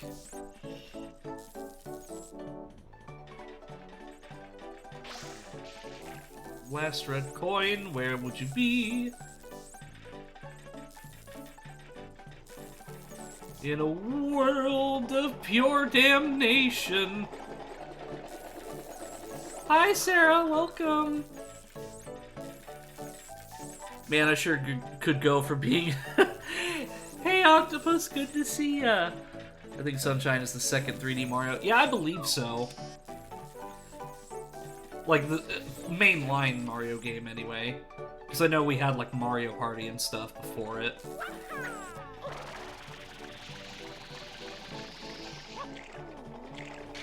Oh!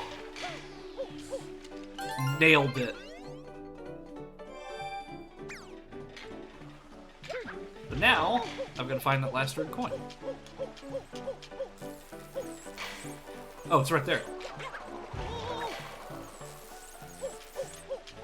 Oh, you've got to be kidding me.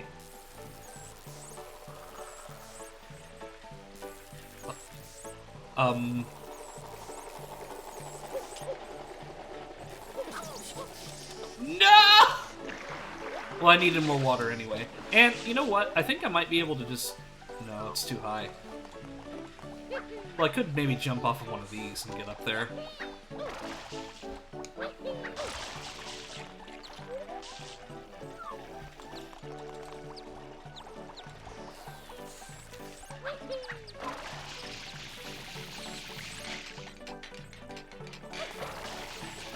It's the last one, too!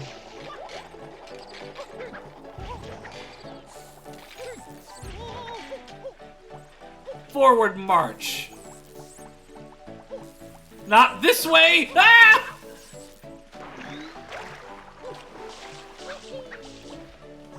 That's what I get for trying to order around a literal electric turtle.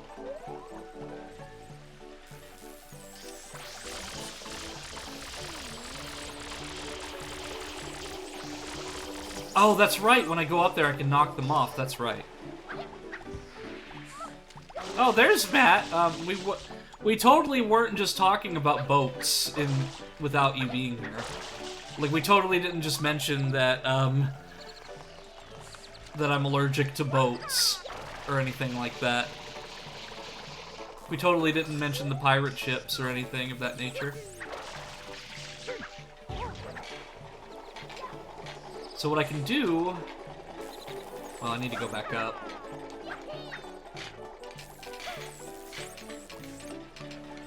So what I can do is I can knock them off, so I have to do this.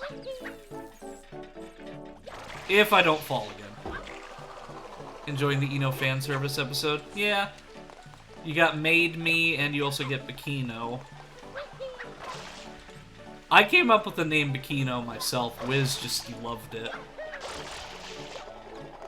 And everybody seems to like the bikini, so if it makes you happy, I'm all for it.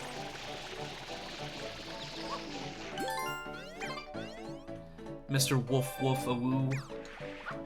No, you got. It's not Woof Woof Woof Awoo. It's Woof Woof Uwoo. Okay, let's try this again without falling.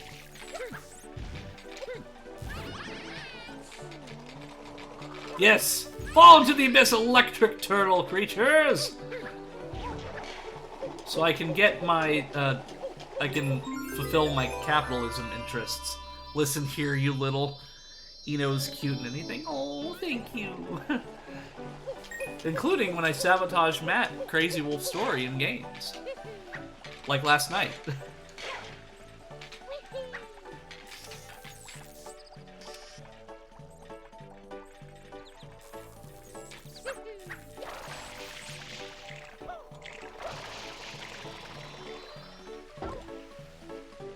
Wait, where did the Shine Sprite go? Oh, it's up there. Vengeance comes for you. I'm sure it will. I mean, it took 3 of you and it still wasn't enough.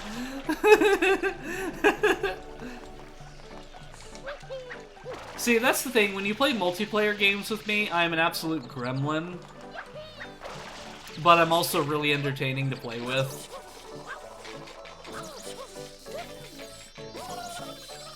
I get see, there's your revenge. I got shocked 3 times in a row. I'm always a gremlin.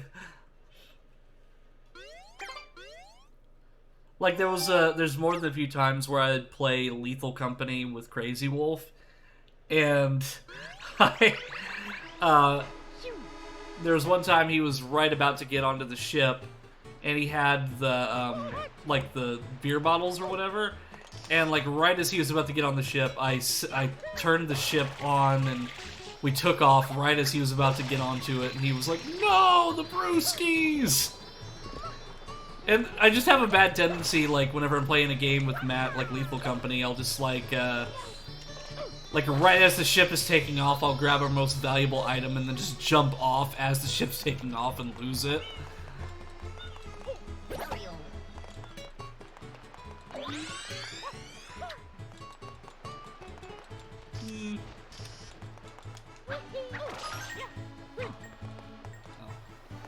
Well, there is that area over here that can get me some Shine Sprites. You and me need to hash out time to do shit, you know. Yeah, I sent you my schedule on Discord, so that way we can find a time better. Guy leaves the most important part of any crew stuck in a middle box.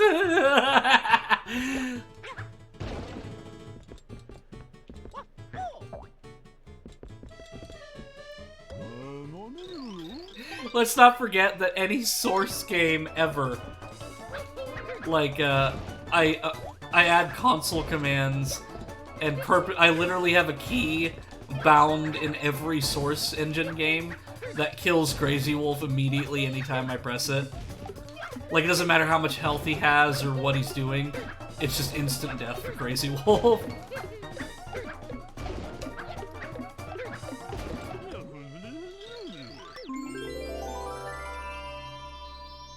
You know, there's now the first quote from you in the quote thing. Aww. Yay, I get quoted.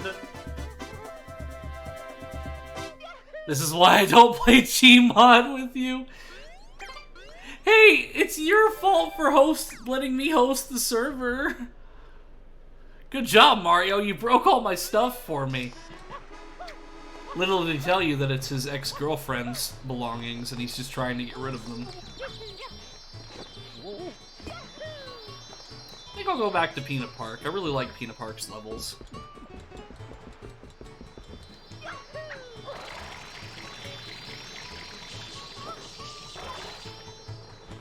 Because we need to get fiber optic cables out. You got no fiber optic cables out here.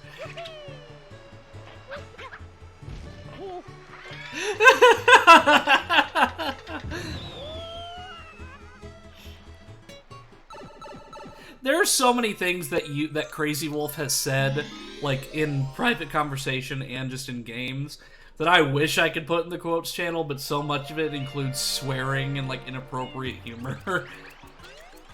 Because like with Crazy Wolf, the thing with him is that he could. I like the way he swears, so like he could literally say anything and I would die laughing. And it's also because Crazy Wolf and we went to high school together, so we know each other fairly well. Infrastructureless wolf.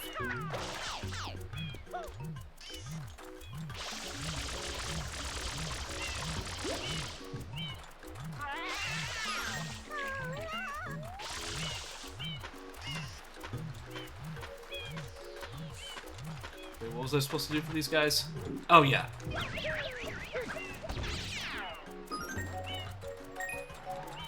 Flowers on sand, because that makes a lot of sense. I always thought these flower things were really cute. They're like me, they don't have a mouth, but they have a lot of expressions in their eyes. Sand flowers. True, true. Reminds me of Animal Crossing when I tried to plant trees in the sand. Oh, and the flower with eyes makes sense. Well, hey, I'm a spirit that has no mouth. Do I make sense? No, but I'm cute.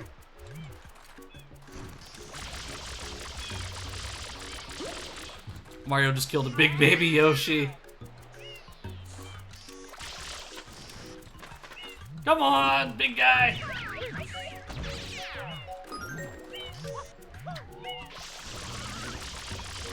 Well, you gotta judge the sandflowers, though. I'm not judging the sandflowers. I'm just saying that I tried to plant flowers and trees and sand in Animal Crossing, and it didn't work. Now, I tell you what, that was a really good time for that game to come out, New Horizons.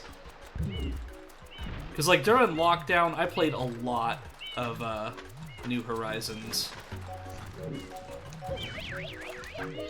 I think that was just what was really good about that game, is that it really brought everybody together in a time when the world was in a dark spot. And that's why I'm really glad that games like Lethal Company and Helldivers 2 have come out around this time, because it's just like we're desperately in need of good games and good experiences that isn't like completely taken over by corporate greed. So I'm really happy that like we get games like Helldivers 2 and Lethal Company and so forth that come out where everybody enjoys it and everybody just has fun with it.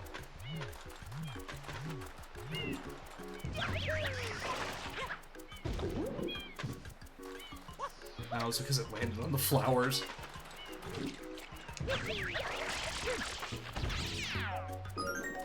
There we go, Turtle Man. You will not do me any harm!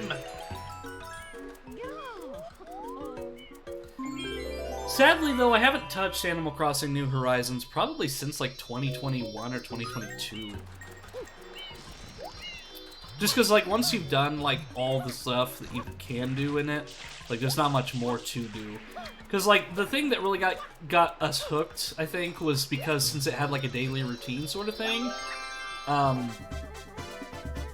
and because we were all under lockdown, like, it really added, like, okay, you know, this is my new daily routine. Like, I'll play Animal Crossing, and I'll get Red's paintings and stuff like that. Oh, thank you for the head pats. And yeah, enjoy your dinner, Jet. Hopefully you're eating some yummy, yummy food.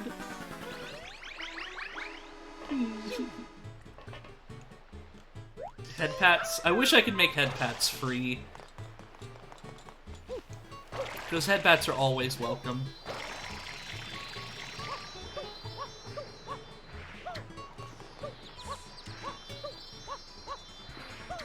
You can make them 1 point. True. I always imagine that being a sentient flower would be an existential nightmare. Well, see, Fallout 3 actually played with that idea a little bit. There's a character named Harold, who is essentially a sentient tree. Darn, I was about to ride that Yoshi too. Yoshi! The boy! And now I just rob all these people of their merchandise. Multiple times.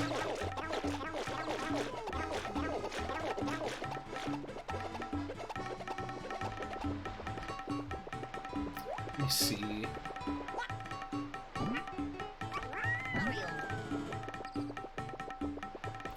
I never really understood Yoshi being allergic to water, though. Because he can live in shallow water, just not deep water.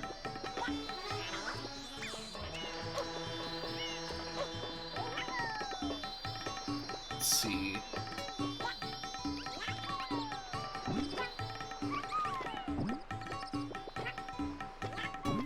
But that means I can also unlock these levels.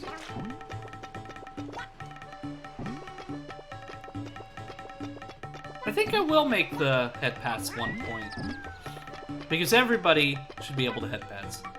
In Mario World, he can swim just fine. Yeah, it doesn't make sense that he's allergic to water. From a gameplay perspective, sure, I understand it to that degree, but it's just like, it just doesn't make a lot of sense. Most of the Mario crimes things are taken out of context or exaggerated, but you actually did just rob all those people. But it looks like their supply and demand is also breaking the Mario World's economy, because there is no supply and demand because it's instantaneously replenished. Like, the moment that I eat them all, they just appear again. It's like, the supply and demand doesn't exist, because the supply is infinite, so there's no demand. It's like you don't have to ever worry about getting fruits ever again, because the supply is always there. If I remember right, there was another area that I could use Yoshi on, but... Oh, right over there. There's no demand, only supply. Truly, though, like, Mario's crimes here in Sunshine are such... Like, their court system is so corrupt. Because, literally, like, for one, they didn't even let, like, Peach make her case. Like, hey, we were on the plane, we just got here. Like, clearly you have an air traffic control tower, and you have some record of the tickets and stuff. So it's like, how... Like, sure, Shadow Mario looks exactly like Mario, but at the same time, it's like, Mario was on the plane. They have a record of the time and date of when he was on the plane, like, how many passengers were there, when he arrived, and these crimes obviously happened before the plane arrived, so... Like, clearly there's something wrong with their justice system that they don't investigate this stuff. I mean, yeah, we wouldn't have a plot to this game otherwise, but at the same time, like, even, like, Cranberry made a really good point about that. He wasn't even allowed to defend himself. Average American justice system. No, blue, no, I almost got the blue bird, because it has a blue coin in it. Now if he lands again, I might be able to get him.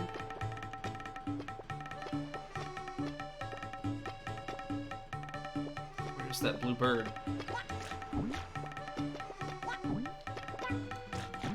Yeah.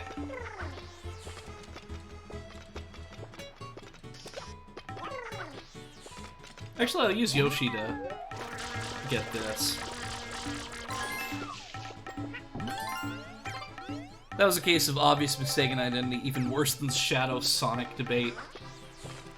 Oh gosh, Sonic Adventure 2. Like, Sonic Adventure 2 was so fun, but oh my goodness, the Bio Lizard was pain growing up.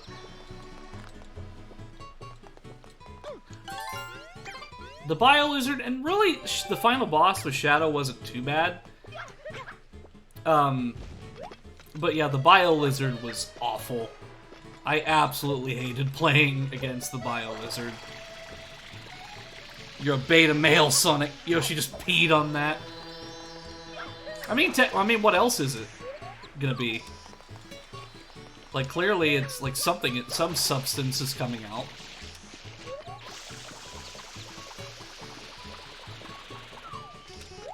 Fine, bird. I didn't need your blue coin anyway. I'm going to Serena Beach. And it makes sense, because I'm in a bikini. And as Wiz called me, I am Bikino.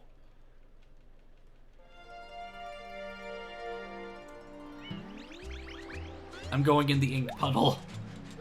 As a kid, like, I always tried to get to Pina Park here, and I think I'm gonna reenact this here just because, just for nostalgia's sake. So, the level is so close. Like, this is the closest that you can get to one of the other levels, and it just seems like it's so easy. Like, we could just, if the barrier wasn't there, we could just end up at Pina Park in the sunset. But it, like, stops you right about here?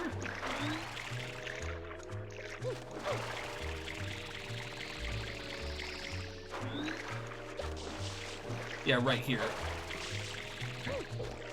But you can get so close to the level, and as a kid, I always wanted to be able to travel between the levels seamlessly like that. Mermaid Beach. I don't know, would I make a good mermaid, chat? Like, I would be part fox, part bunny, part mermaid, or part fish. I think the bikini works really well on you. You know, it's green like your eyes, but it's a different green. The invisible barrier there is kind of jarring. Yeah, like I said, I always wanted to go to the levels seamlessly. Like, that's something that I always wanted to do as a kid, because you can see it, but you can't access it. Like, what is stuff? Yeah! It's like, if the barrier wasn't there, we could go to the other level. Yeah, and like I said, I was gonna have the bikini be, blue at first, but, after talking with some friends, I decided to go with green, and I really like it. Plus, I really like the design of this bikini, too.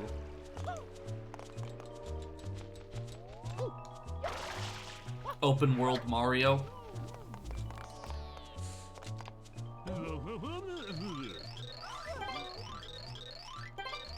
Listen, it all started around noon.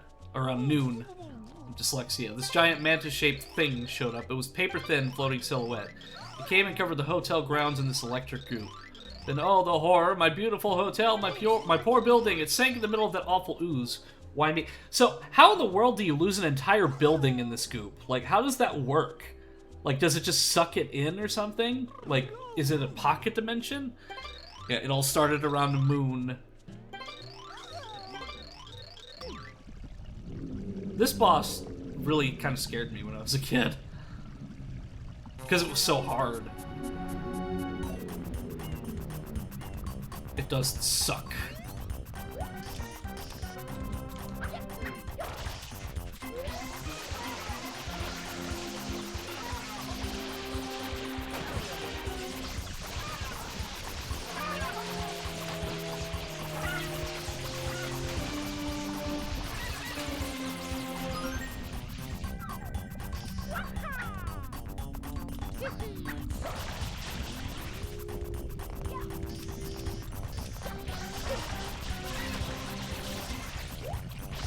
It's these small little gremlins that are the most trouble. Because they're so fast. Ah!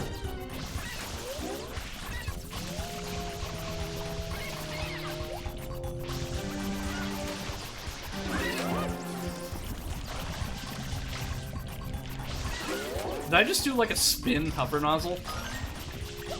Huh.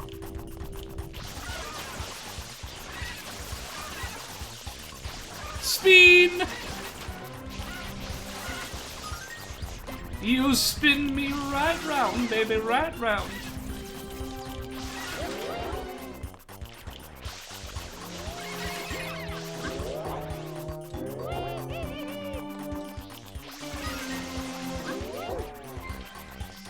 Oh gosh, now things are getting a little hairy.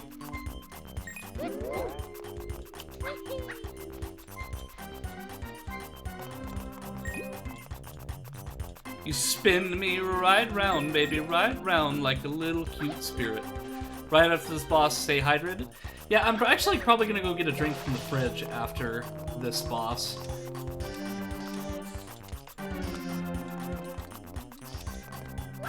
Yeah, this level is just, like, this specific boss has always been, like, really difficult for me. Like, as a kid, like, it intimidated me because of how hard it can be. I mean, it's fairly simple, like, when you look at it from the outside. Like, it's like, okay, you shoot the big one, it separates into smaller components that run away from you. But they're also fast. Stretch. They're also really fast, and they drop electric goop all over the place.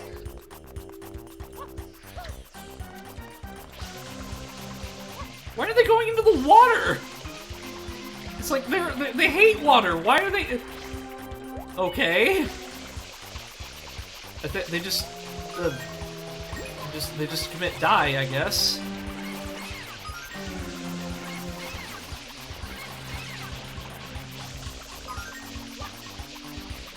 Yes, run! Run! Moo-ah!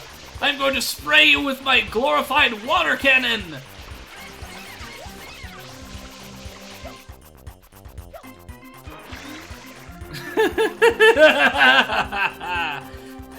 It's like they'd rather, like, deal with the shame of going into the ocean and getting killed by it than me spraying them with water.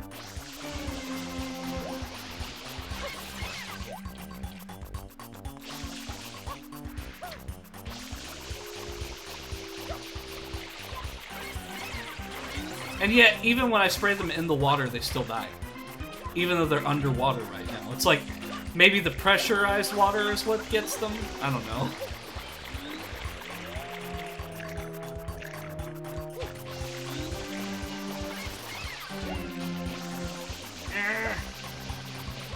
There's so many of these tiny little things. They're so fast! See that there's a saltwater creature, you're probably spraying fresh water at them. Yeah, maybe that's it.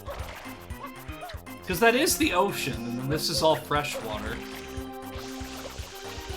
But then again, I can also fill... Well, I don't know, maybe the water tank in Flood, like, purifies the water, so it's not salt water anymore. Because, like, they like, can fill up the water with ocean water, but maybe, like, it purifies it somehow when I pressurize it.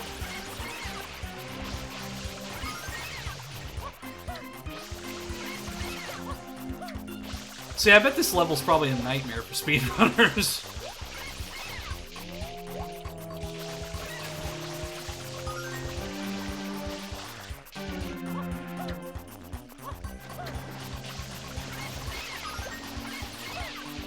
But there's probably, like, techniques that speedrunners are able to do that I'm not aware of.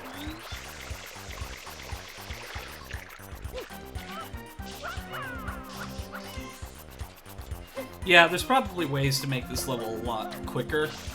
Like, I know there's, like, a quick pump thing you can do, but because I'm not using real hardware, there's certain controls that my GameCube controller cannot replicate properly.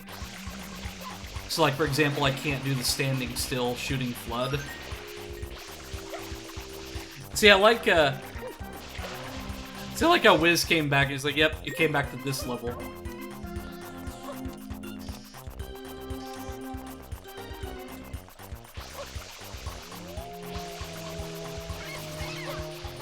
No, you're not. You're not going to the water. Nope, nope, nope. Get back here, you little bastards. Good lord! Look how many there are!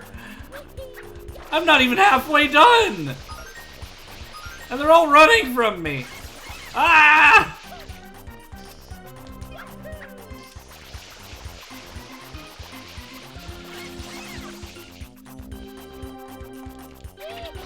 Yeah, that's true. I can do that.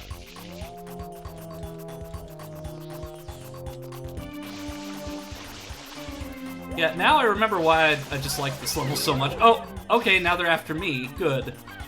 Because if they're after me, then they'll be easier to hit. Come on, my children! Let's battle.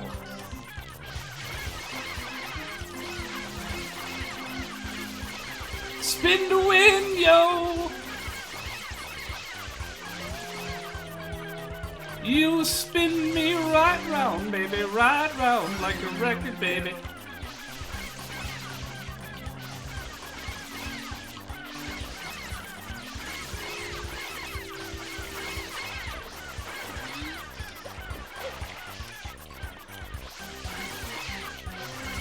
Yes, get congregated into one spot. Yeah, it's so much easier when they're not running away from me.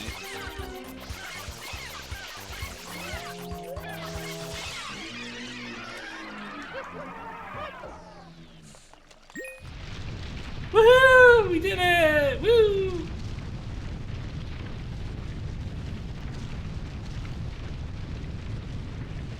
I like how when they got aggressive, they go from white to hot pink. Just to show how angry they are. See, that's the thing, Wiz. I was too. Yeah, like it's just because it's so hard. Like, and it's just it got me as well.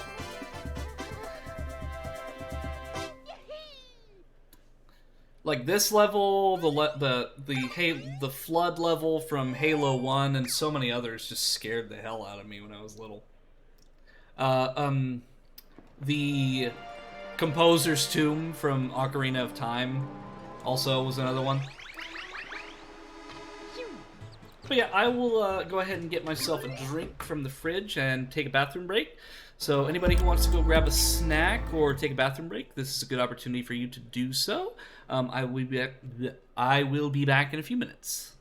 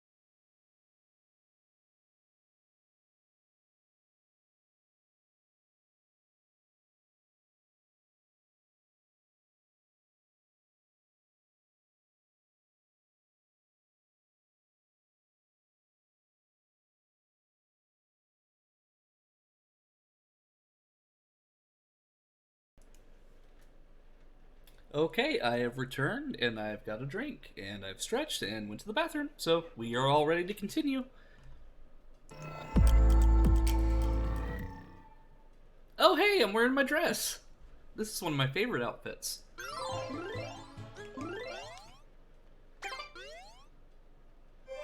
Because this one has a daisy on it.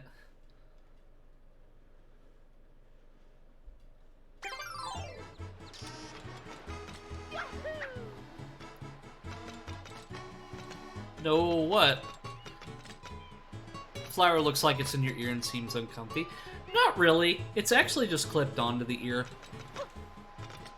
No more Bikino. See, there's a couple outfits that I have that have not been added to my thing just because, well, I don't want to excite people a little too much. But there is another outfit that I have that's a towel. That I've used on stream a couple times in VR chat when we're chilling out and I'm kind of like, we're like in a hot spring and stuff. But that one has not been added. Not yet. I still haven't got the rocket nozzle. Yes, towel emo.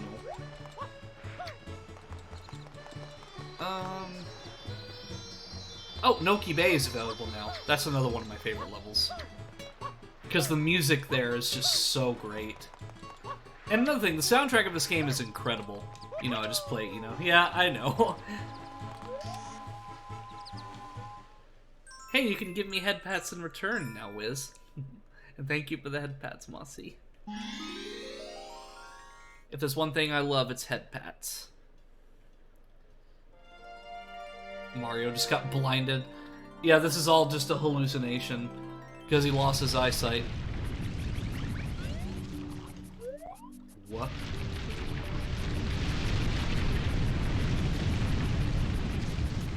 I don't remember that happening the first time starting the level. I'm just an old man who loves nothing but fishing. Do you know what Noki, Ganochi is? I know what Nokis are. The plane crashed and the game is just Mario in the hospital. I like Hallucination Land.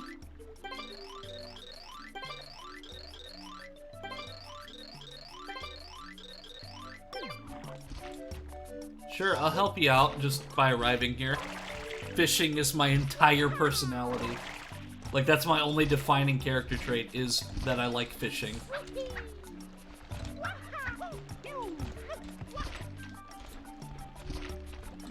There's something a little fishy about his personality, if you know what I mean, but I can't quite put my nub on that. Because, I mean, I don't really exactly have fingers. Ganochi pronounced gnocchi is a kind of pasta. Ooh! That sounds yummy.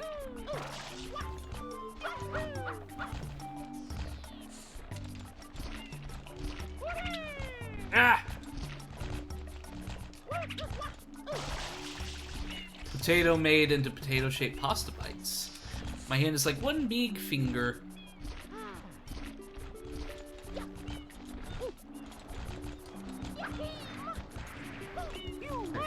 Oh.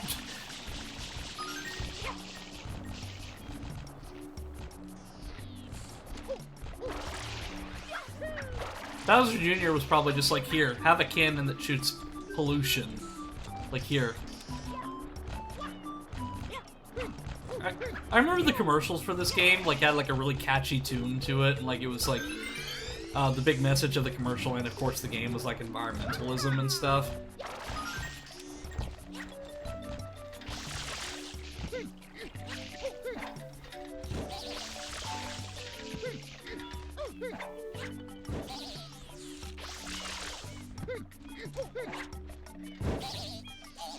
Bowser Jr. is the enemy of Captain Planet.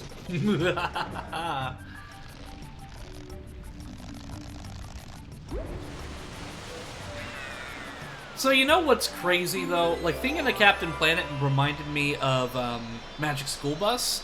So Arnold from the Magic School Bus, like, is the same actor as Jimmy from GTA 5. Yeah, Mario just killed a man. Looks like Team Rocket's blasting off again! Yeah, that's a weird fun fact, that Arnold from Magic School Bus plays Jimmy in GTA 5. See, this is why he should have just went on a normal field trip, but Miss Frizzle was like, no, I don't care. I have no chill. Like, we're just gonna leave you stranded on another planet and have you take off your helmet on Pluto.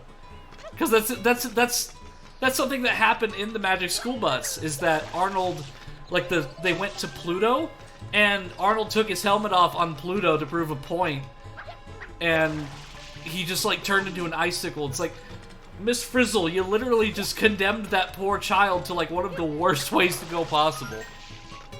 10 out of 10, very safe. Amazing teacher, Miss Frizzle.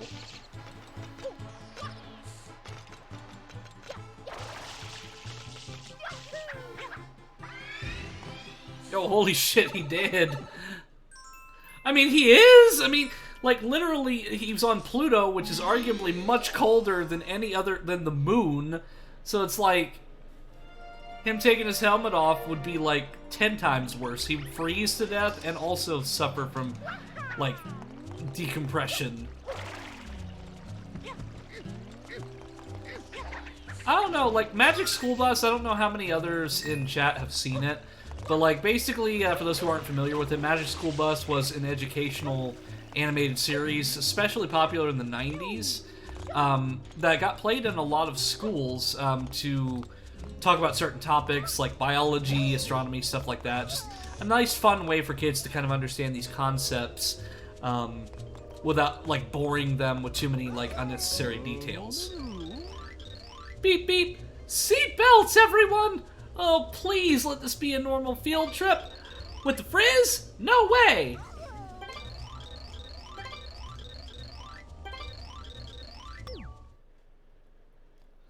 And you can watch the Magic School Bus on YouTube, so I highly recommend it for those who haven't seen it. Like, even as an adult, there's a lot of entertainment value with the Magic School Bus.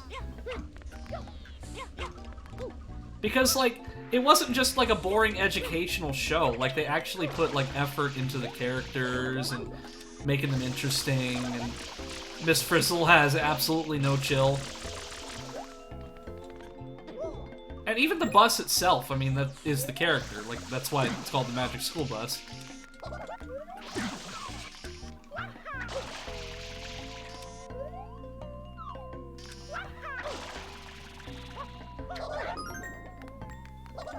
Spooky ghosts!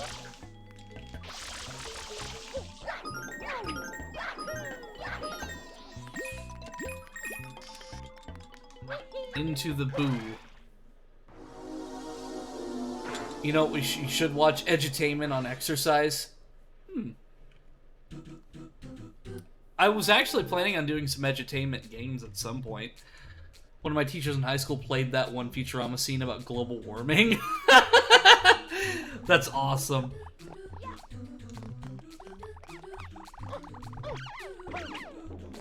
Well, see, I remember watching the Magic School Bus and stuff, like cartoon edutainment, all the way into high school. That and Bill Nye the Science Guy was another one they played a lot in class. I'm trying to remember what else we played. Eyewitness. I don't know if anybody's heard of that one. It was I think it was a National Geographic show. That was another one that was really good. Oh.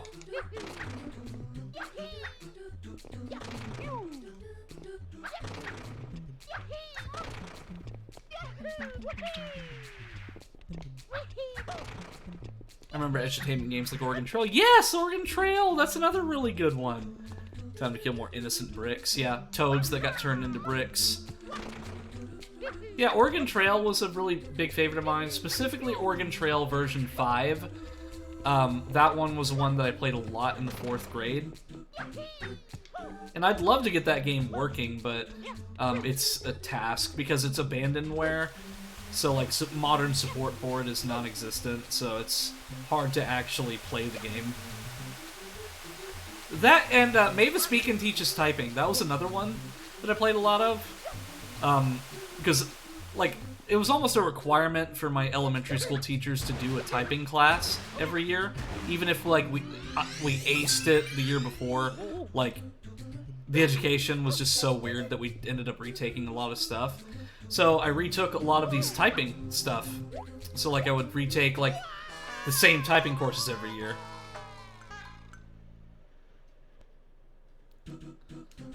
But in reality, I would just do, like, the numbers, because the numbers were the easiest to do in Mavis Beacon, and I would just play the games.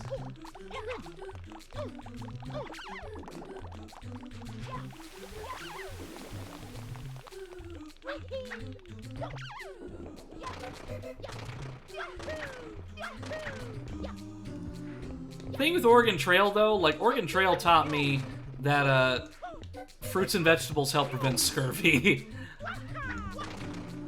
Because, like, when I first played the game, like, I would just get the ammo for the gun, just because I liked the shooting minigame, but I didn't realize that you had a weight limit, so you couldn't carry a lot of meat, and that you can't just rely on meat and ammo alone to survive.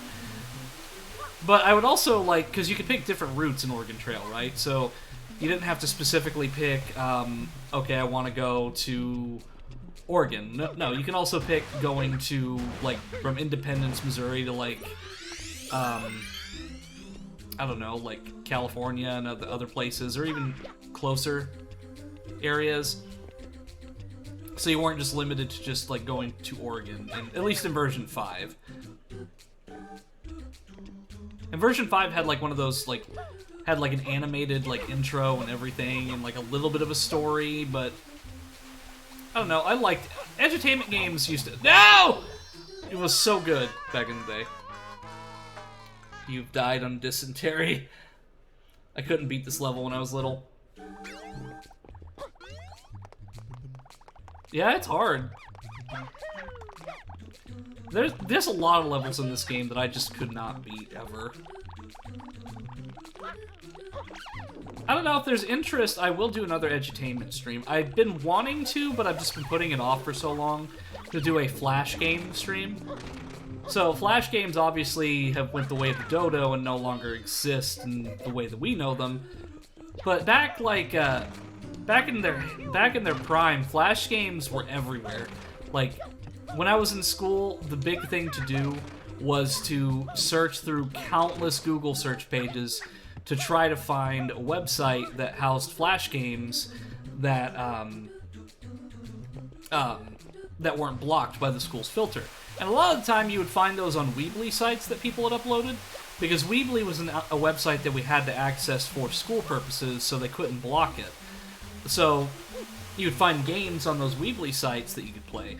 But, like, in school, like, I played so many Flash games, and the thing is, like, Flash developers, when people who made Flash games ended up being, like, when they ended up creating them, they ended up becoming, like, full-time game devs. Like, The Rebellion, for example, Alien Hominid, their first game, was originally a Flash title that was made into a full-on Xbox 360 arcade release, and then they made Castle Crashers, and, like, just, like...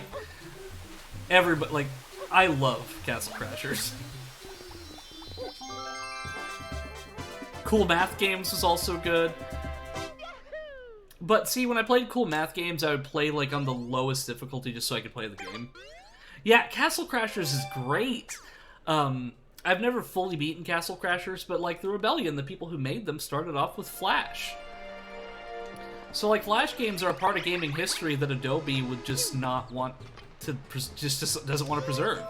But there is a team of people who are working tirelessly to preserve these Flash games. It's on Switch now? Ooh!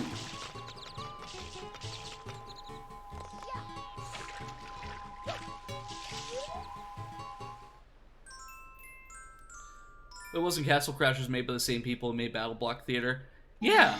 They made Battle Block Theater as well. I actually played Battle Block Theater not too long ago with one of my friends.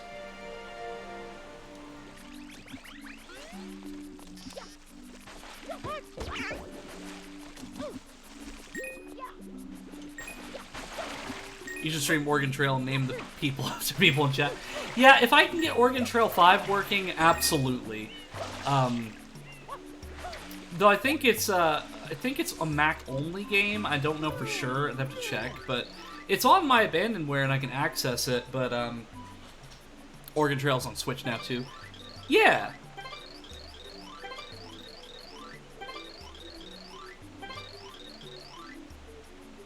I know Pit People's after Battle Block Theater, but I wonder when Castle Crashers takes place. I think they would take place first in the timeline, because like the ship from Alien Hominid is, and one of the aliens from Alien Hominid is, on the ship in Castle Crashers. Oregon Trail. See, that's the thing, like, I remember when, I would try to talk about Oregon Trail, and then people were like, oh, have you played this game called Oregon Trail? And I'm like, yeah, I've played Oregon Trail. It's like, no, Oregon Trail. It's like, I'm sorry, okay?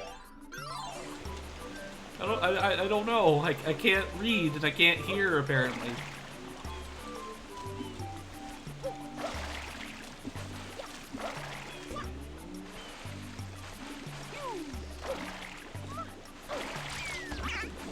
But yeah, edutainment is definitely on my list of things I want to do. Because there's a game called Treasure Math Storm that I never beat as a kid, and I would love to try beating it. But I'm gonna have to use a calculator, chat. I'm not gonna be dishonest about that. I'm gonna have to use a calculator. Because and I can't fault myself too much, it's just like the school that I went to was not very good in keeping up with education.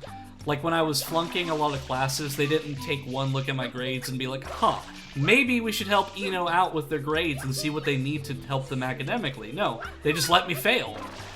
And then I just went to school again the next year. So, like, they kind of, like, just didn't care. So, my math skills are very subpar. I know multiplication, a little bit of division, addition, subtraction, but that's where it ends. I can't do algebra, I can't do any of that stuff. Eno has 2 brain cells, one is just be cute. Yeah, it's just, that was the biggest problem I had with public school, is that they really did not care to help at all. Or tutor me. Like, they didn't take one look at my grades and be like, there's a problem here. No, they just let it be, I guess.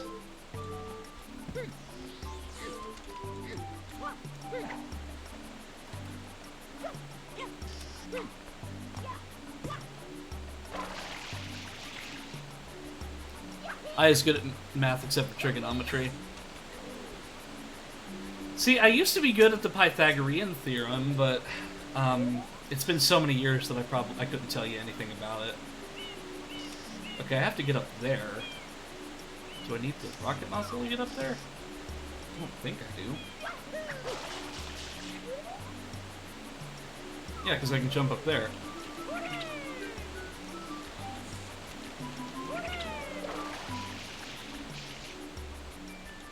I would say history was probably my best subject.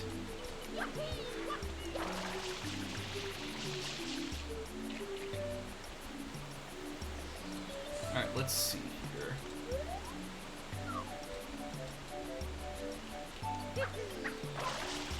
Yeah, I'm not gonna make it. I'm not gonna make it! No! That's why I have to spin jump. Either that or I do need the rocket nozzle. Mario, what are you doing? No! Trigonometry is dumb for some reason. The answers had to be written as 7 pi over 5. That, and I hated word problems especially. Like, word math problems were the worst. Like, Elizabeth goes to the supermarket and buys 20 watermelons and 50 bananas. It's like, why are you buying this many, like, fruits and vegetables? And, like, why are you buying so many fruits?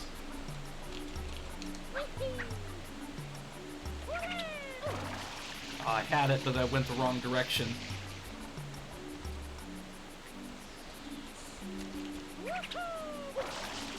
Yeah, I still don't think I'm gonna make this jump. I did! Awesome! Speaking of reused bosses.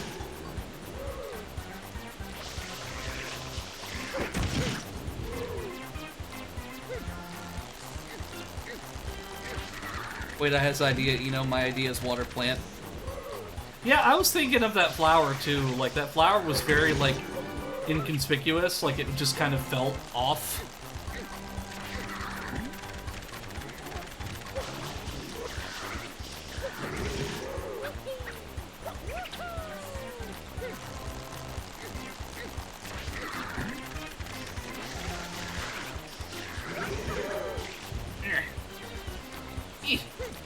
No! Give me your tentacle so I can rip it off.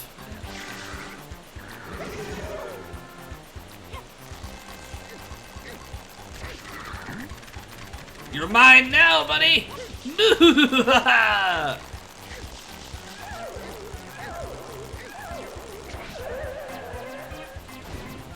me get rid of these guys over here.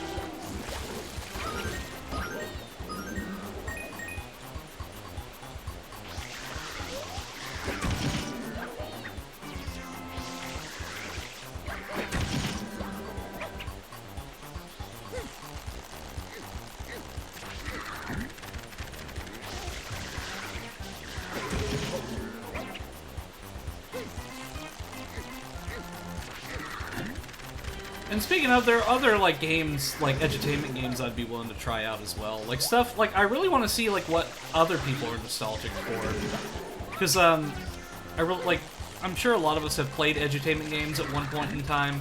I've done an edutainment stream in the past, but I didn't really play too many games. Really just, like, 2. But there's also other games that I really want to try out that were in the poll. Like, I believe it was Legend of Legaia, which is the one that Trends recommended. Because that's the coolest thing about playing games on stream, is that I get to not only find stuff on my backlog, but also, like, play games that my friends are into, and then become fans of those games, which gives me more things to talk about.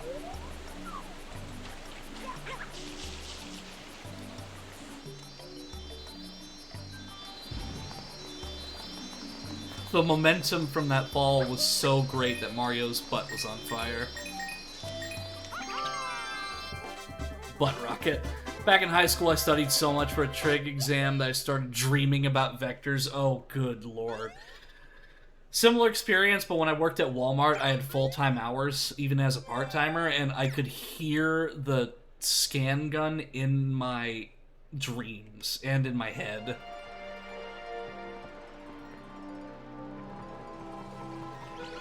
There's a game called Treasure Mountain I played when I was little. I don't remember if it was edutainment per se. I think, let me think. That might have been the same game as Treasure Math Storm, just branded differently.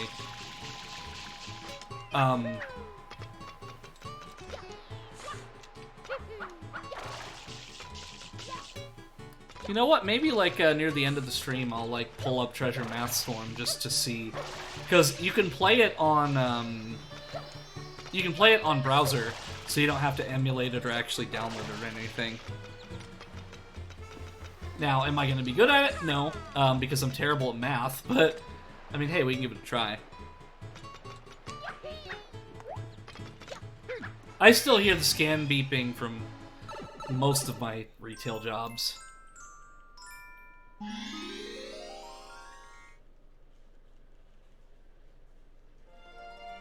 Oh wait, is this the one where I have to get Yoshi? Because if so, I hate this level and I will not do it.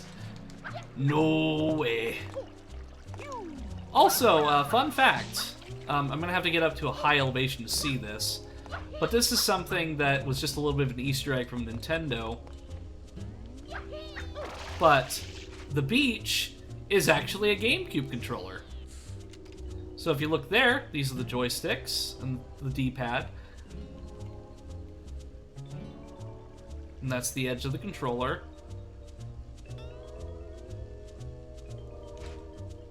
Yeah, Nintendo's done that a couple times, actually. Because in Phantom Hourglass, they did the same thing where they made an island that was a DS. They called it DS Island, D-E-E, and then something, I don't remember what the second one was. Do I sense some reluctance? Come on now, don't dawdle.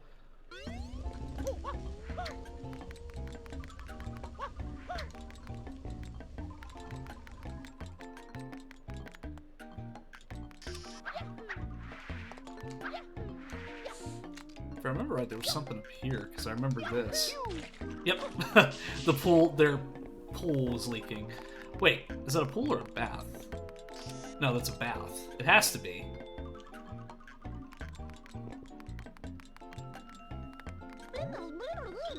I get a really creepy vibe from this weird painting, but you want to know what I find even creepier than that? Imagine how you got in here. No kidding. I was gonna say, like, Mario, you're such a creep.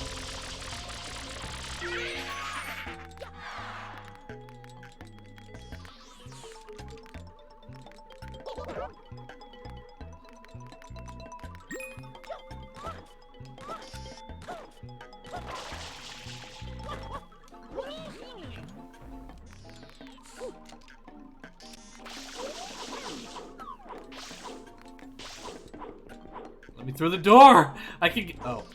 I have to, like... I have to shape it to where it's a boo.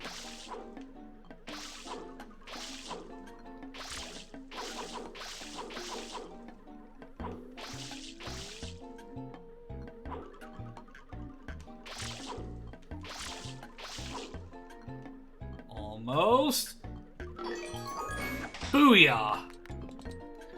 I know in the original Wind Waker there's an item Tinkle gives you that was a Game Boy Color. Yeah, I believe it was called the Tingle Turner.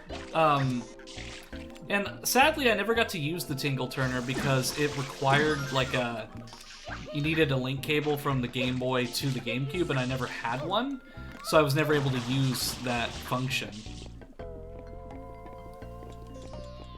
I had to rely on link cable from other people. Especially like when trading Pokemon. I had to rely on the link cable from other people.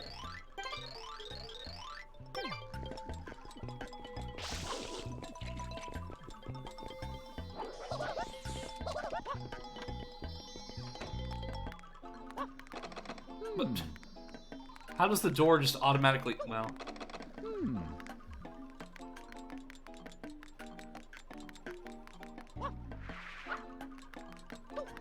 Yeah, I think this is the level that I dislike. So, what I'll do is I'll exit the area and do this level later.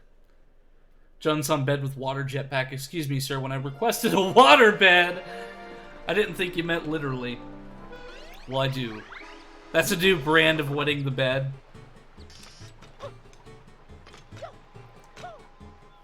Come on down to Serena Beach Hotel, where you can get the finest in waterbed accessories. Have you ever wanted to experience what it's like having wet clothing on a hotel room bed? Well, here you go. The waterbed completely wet from Mario's doing. I heard of waterbeds, but this is ridiculous. I've slept on a waterbed once, and it's cool, but like it just feels weird. Like it's got like this jelly-esque feel to it, and I don't know. It's not as comfortable as you'd think. I mean, it's comfortable, but not as comfortable as you think. Oh yeah, there's a secret course over in Rico Harbor that I can do. It's wet from Mario's doing. Hey, that's the reason I have a quotes channel. So you can take things out of context and shame me for it.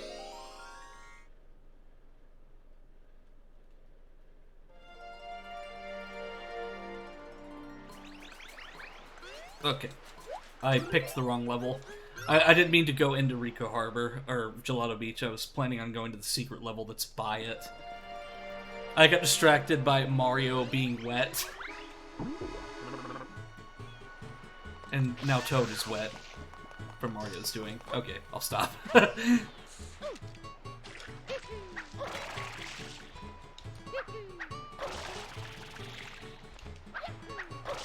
also need to check in with Estelle and ask her how her stream went. I think this is where I get the turbo nozzle. No. So we're just gonna go down.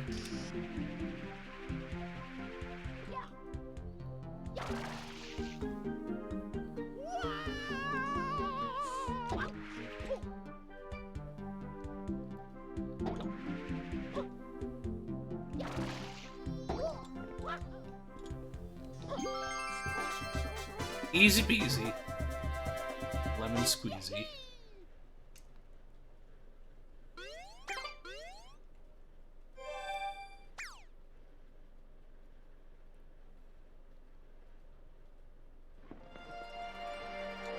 But yeah, it's not gonna be, I'm not gonna be on stream for too much longer, like I said. Well, I'm not gonna be on stream too much longer just because I have an appointment with my therapist at 7:15.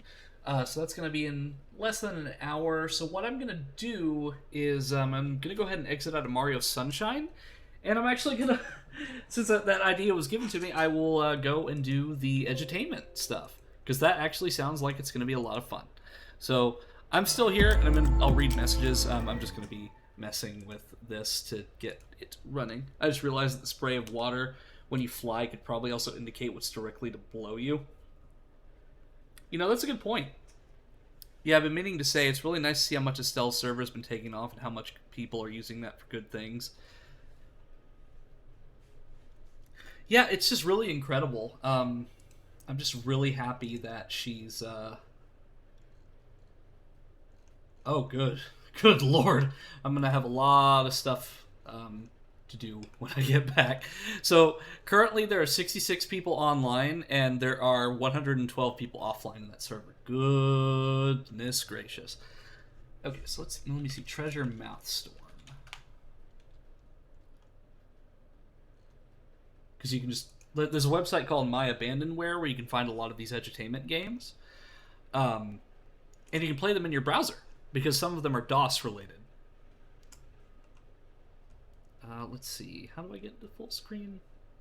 Okay, so what I'll do is I'll just do that, and then I'll have it...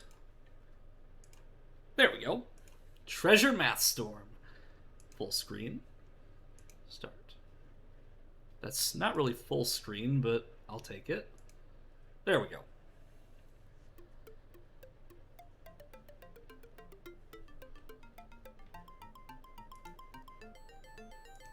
Let me switch this real quick. Games plus demos. I just threw my mouse over myself.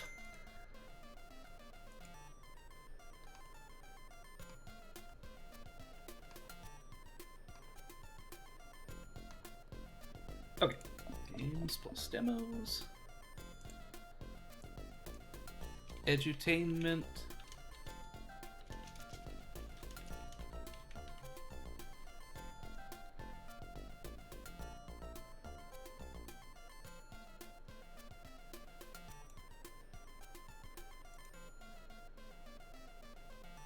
The funny thing about this chat message is that by the time Eno reads it, he'll realize it's too late that it says absolutely nothing. Yes, because you're hilarious, Crazy Wolf. You, the Super Seeker, can heat things up. Find the snowbound treasures and take them to the mountaintop castle. The elves can help solve their problems to find treasures and earn tools to climb the mountain. Yes, yes, blah bitty blah bitty blah.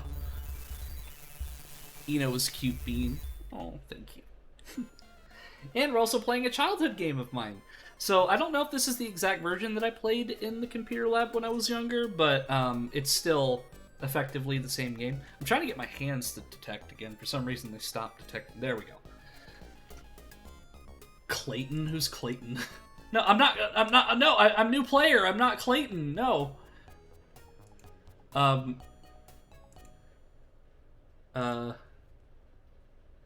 Start new player. Yes. Eno. That's better. Drink up me hearties. Thank ya, I have taken a drink. Hi, I'm Chirp. This will give you hints from time to time to help you learn to play the game. After you read a hint, press enter to go. I'll actually turn it up a little bit too, because it's a little quiet. I think this game is just naturally really quiet. Use left and right to move around the mountain. Try catching elf using the space bar.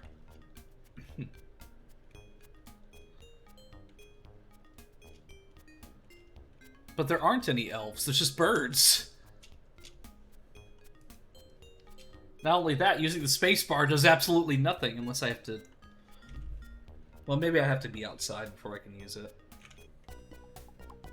I've never played this before, but this is 100% sequel to the ones I played, or the other way around. Catching elves is fun. Use spacebar to swing your net. Oh, now you let me use the net. Yeah, so there were a couple different versions of this one. There was a 97 version and a 92 version. I can't remember if it was this version or the newer version. 1 + 3. I can't use my numpad. No, not 3. I typed in 4. Damn it. No, bad. Okay. How do I erase?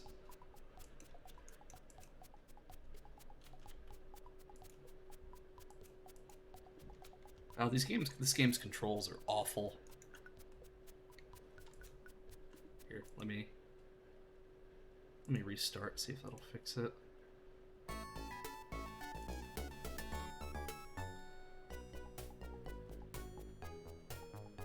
I am not committed to the answer. Reason being, I didn't press that button. How about the button that says erase?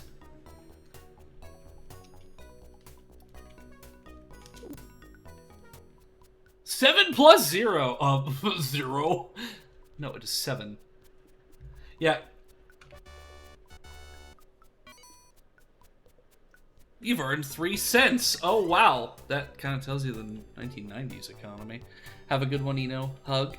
All right, are you heading out? Have a good one, Mossy. Thank you for popping into my stream today. 3 plus 6. 7, 8, 9.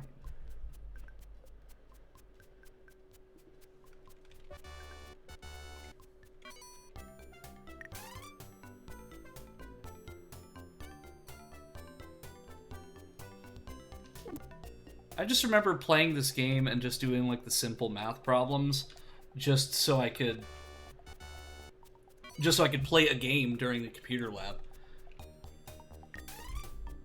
But the thing is, I never actually properly beat this game because like there's tasks that you have to do. You have to collect certain treasures, but I would always just go up to the top of the mountain and then that would be it.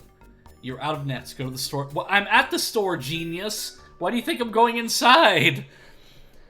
That little cheapskate, that wasn't a useful amount of money even back then. Did you improperly beat it? Yes, I did. I improperly beat the game by going up to the top of the mountain without the treasures. So I can buy... how much money do I have? 18 cents. So I can buy a pickaxe.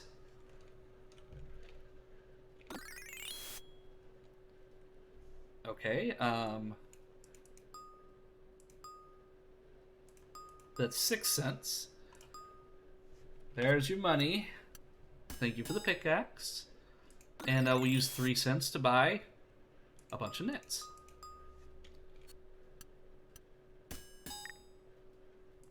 I'll actually use most of my money to buy nets.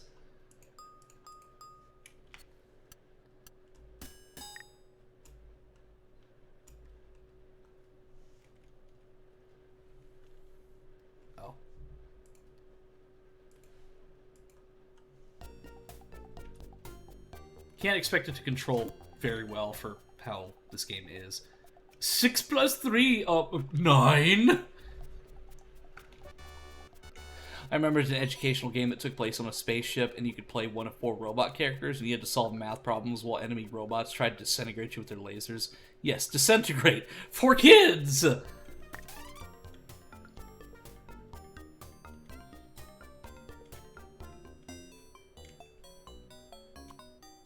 Welcome to the Time Igloo. Well, I mean, it makes sense. I'm a time spirit. Use the clue and up or down to set the digital clock to the correct time.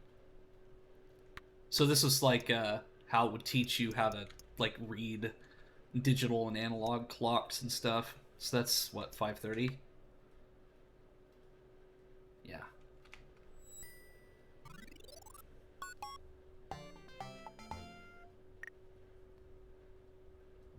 Let's see, what else do we got here? That's 3 o'clock.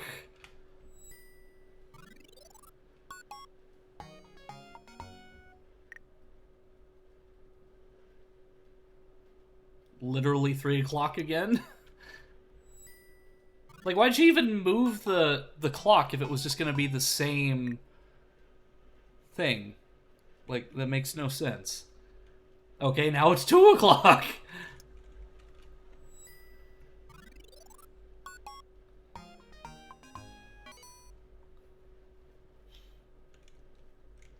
I can't tell you how many times as a kid I would get these answers wrong.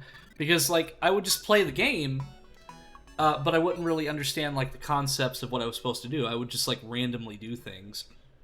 Because, again, I was in computer lab, and we were playing just these entertainment games as our activity for the day. After we finished doing, like typing courses and whatnot. So that's, what, 2:30?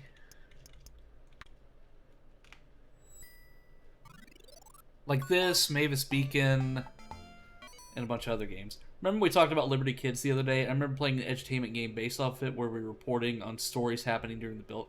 I remember Liberty Kids. I think the same animation team also did one about Galileo. Okay, that's what, 5:30? SimCity. I loved SimCity.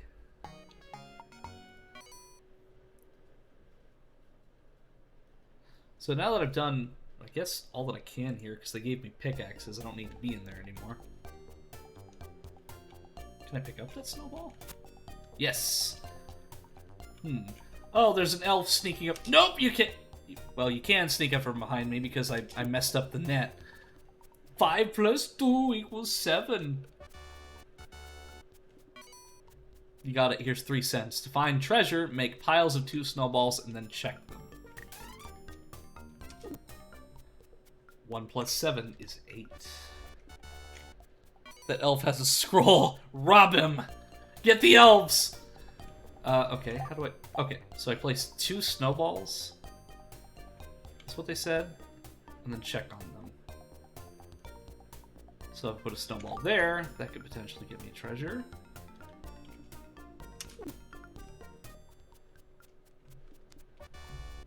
And I think the more that you play it, the more difficult the problems get.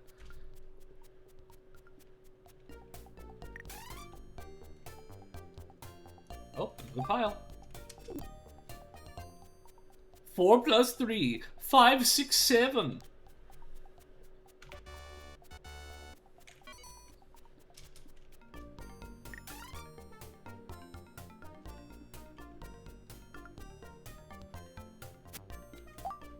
Okay, it said check them. Hey, treasure! So that means I can take those snowballs now.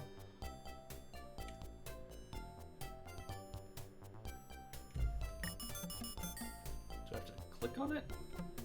Or do I just automatically... Oh no, I automatically get it. So that, for the very first time, chat, in the 20 plus years since I played this game on the library, or the computer lab computers in my elementary school, I have actually gotten treasure for the very first time. Woo! I feel accomplished. I did something. Let's go to the clubhouse.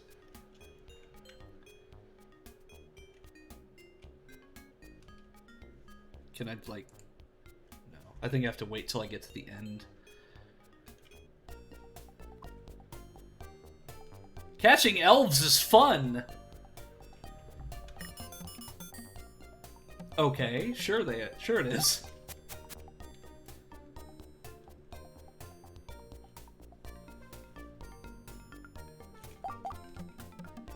Okay, no treasure there.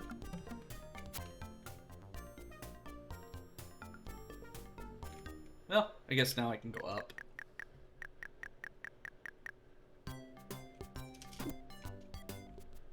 Nine plus 0, 9.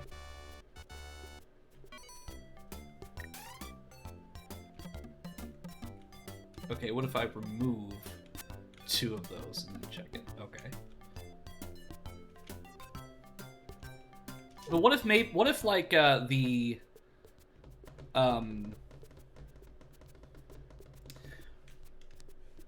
what if it's like different amounts of snowballs each? Okay, make piles of 9 snowballs and then check them. So I was gonna say like 5, 6, 7, 8, 9. Nice. See, I never knew about the snowball thing. I just never paid attention enough.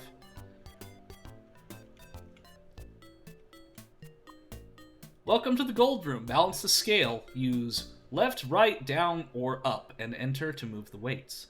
When it's balanced, highlight equality and press enter. 5 cents? This must be the rich elf neighborhood. Yeah, because they can do math problems better than I can. So if I put 1 and 2, that is equal. Yes. But what do you get me in return? Oh, it's a piece of a catapult, I guess. So if we put 4 and then 1.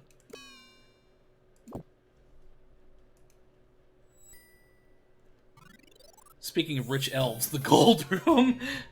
Right, yeah, like there's so much hidden lore here that we're just not aware of. Okay, if I put 2, 1, okay. You can put more than one of the same. Because I was going to say, there's no way that I can put 2.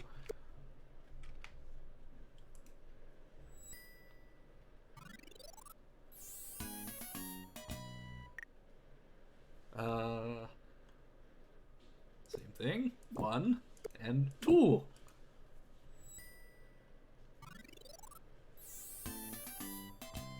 I've got my catapult now. Well, at least I think I do. I don't know if there's one more piece that I need to get.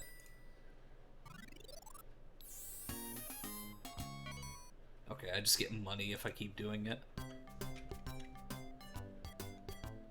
So 9 snowballs per area.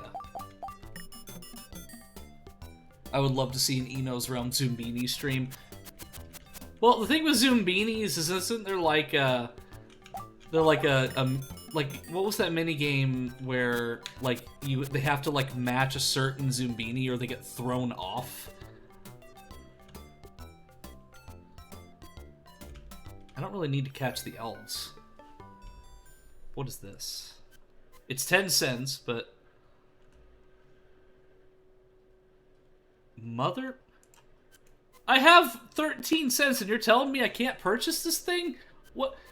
Do you not understand how this works, my dude? That is 10 cents and I have 13 cents. I have money! Like, what are you trying to teach me? That I can't afford something that is clearly marked? Like, is there tax included? Like, what? Yeah, this is a math game! I have 13 cents, clearly. That is 10 cents. Yeah, we did the math, and you're telling me that I can't purchase this? It says pay exact price. Yeah, I'm definitely gonna pay the price. Maybe I have to... No, because when I do that, it brings that menu up. Freaking scam artist. Maybe I can't get... Maybe it's because I already have the item there. Maybe that's what it is. But I will buy some nets, though, because I do need some more nets.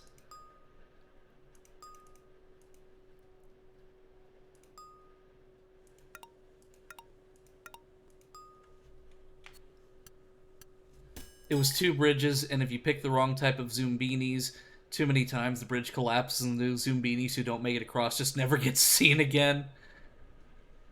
D's no. Cranberry! Oh my gosh. You were just absolutely, like, you were so fun to have in chat.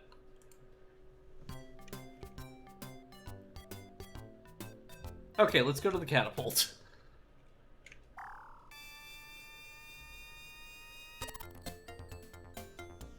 Okay, so now I've got to catch an elf to see how many times I need to do the snowballs. 8 minus 2. 7. 6. Okay, piles of 6 snowballs.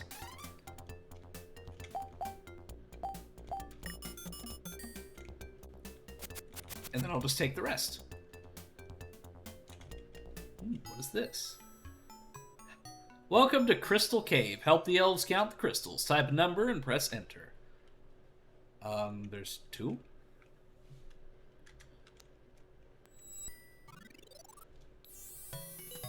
He's giving me ladders.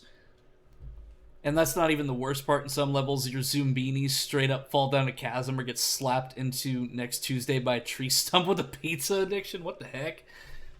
Okay, 1, 2, 3, 4, 5, 6, 7, 8, 9, 10, 11, 12, 13, 14, 15, 16, 17, 18.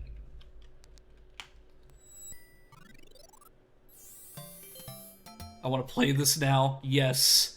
It was pretty fun. I played a little bit of it when Crazy Wolf and I worked for that news station. 1, 2, 3, 4, 5, 6, 7, 8, 9, 10, 11, 12, 13, 14, 15, 16. Oh yeah, I forgot I can't use my numpad. Okay, I'm downloading Treasure Mountain now because I can barely remember how it worked. Hey, that's awesome, Octopus. Like, definitely let me know how it is, because Treasure Mathstorm, like, is part of, I think, part of the same, like, same game. It's just that this one's, themed around, like, edutainment and stuff. And it takes place in the winter time. But like I said, I can't for the life of me remember if I played this version or if I played the newer version. Because there's two versions of this game. It's the same thing, it's just the newer version has updated graphics. It's basically the same game, but... oh no.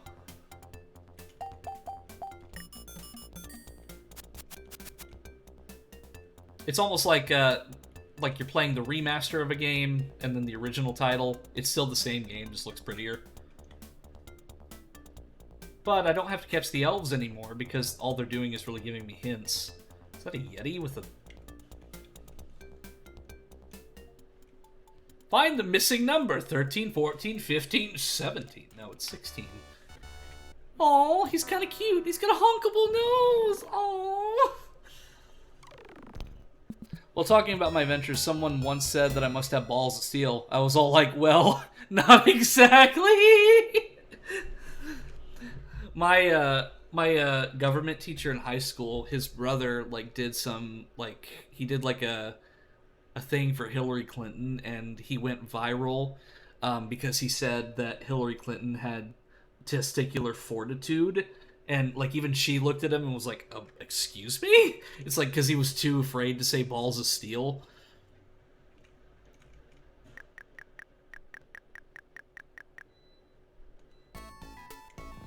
Wait, is this the top of the mountain?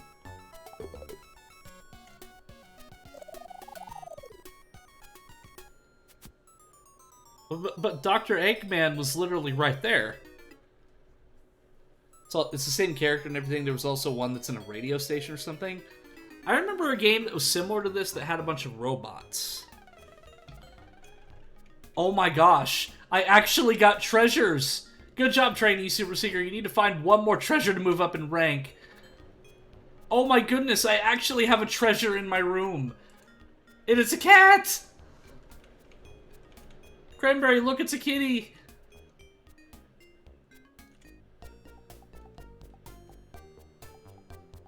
Eno finally got some pussy!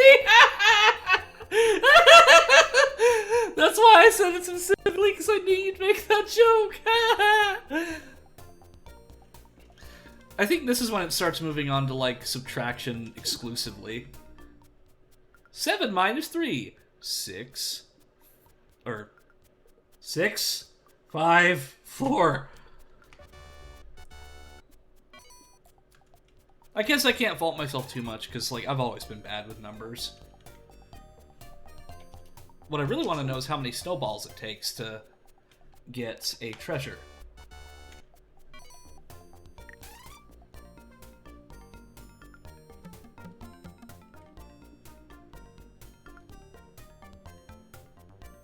I gotta keep harassing these elves until they tell me. No, get back here! 5 plus 5 is 10. I don't need money, I need hints! Tell me how many I need!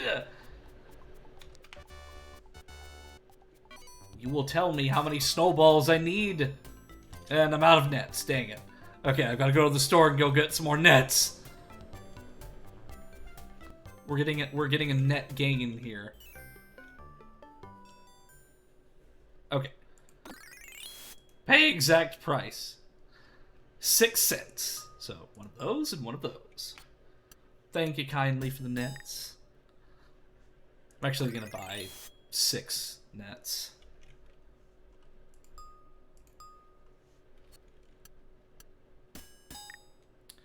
And after the stream, I'm definitely going to try to brainstorm on what other edutainment games I played.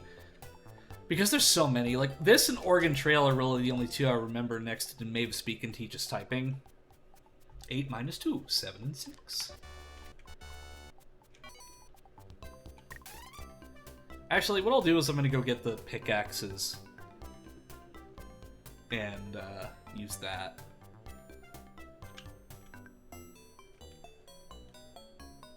Okay, that is 6 o'clock. It's actually not too far from where we're at right now. It's 6:46 where I am. Now I want to kind of play Oregon Trail Deluxe after this. Yes! Because, like, that's the thing, is that edutainment is not necessarily, Okay, that's 350, I think. Edutainment is still really fun. Like, these are really fun games. Like, I don't see them that much different from puzzle games, in a way.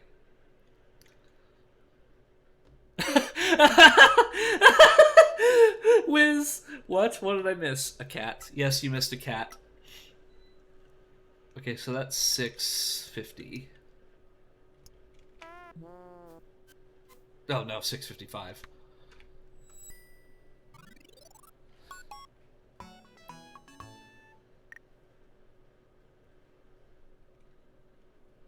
Okay. And then that is 240.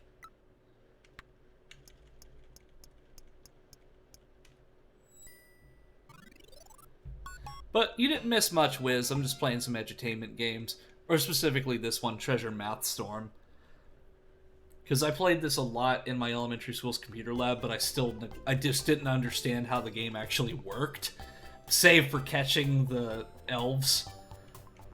I just wish they would tell me how many snowballs I need in order to get treasure. Maybe I have to go back to just 2? No, it has to be more than that. Okay, I'll just subtract until I find out how many I need.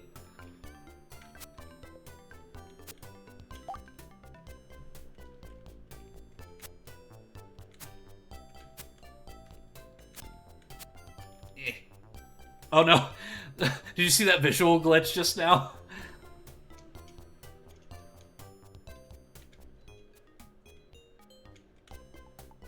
But yes, Wiz. Take a look at my kitty. Meow.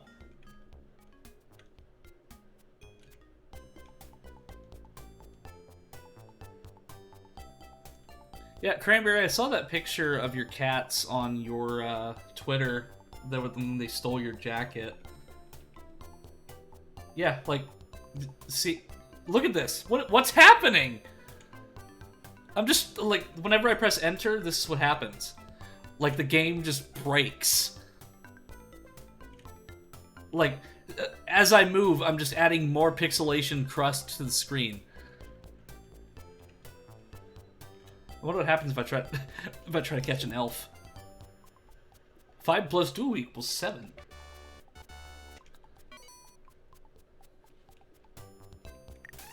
Yeah, like, okay, so it's letting me press enter again.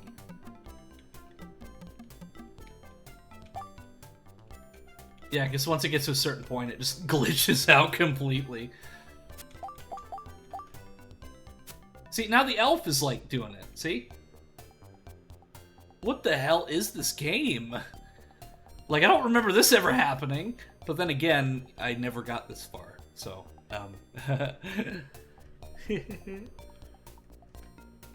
he fixed it. Somewhat.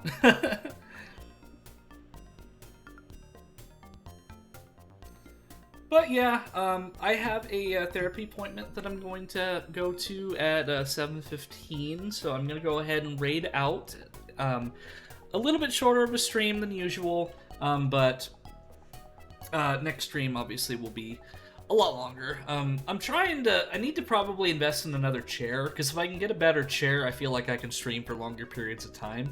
But usually with this chair, it's just so uncomfortable that I can only manage about 4 hours maximum. Sometimes longer if I'm really, really, really into a game, but usually I can only go about 3 to 4 hours. But that's okay. I mean, I realize what the problem is, and I know how to fix it. So, next investment, probably a better chair. But yeah, I'm going to go ahead and raid out to Prism. Their birthday was, I believe, yesterday, so wish them a happy birthday. They are another spirit like myself. Not in the VTuber sense, but they are part of the spirit community and they have their own spirit. Thank you all for joining me today in my realm and watching these silly streams. And I'll see you all next time, probably with more Yomawari, and some other, and maybe Mario Sunshine. We'll see. But until then, I'll see you folks later. Thank you all. I love you all so much.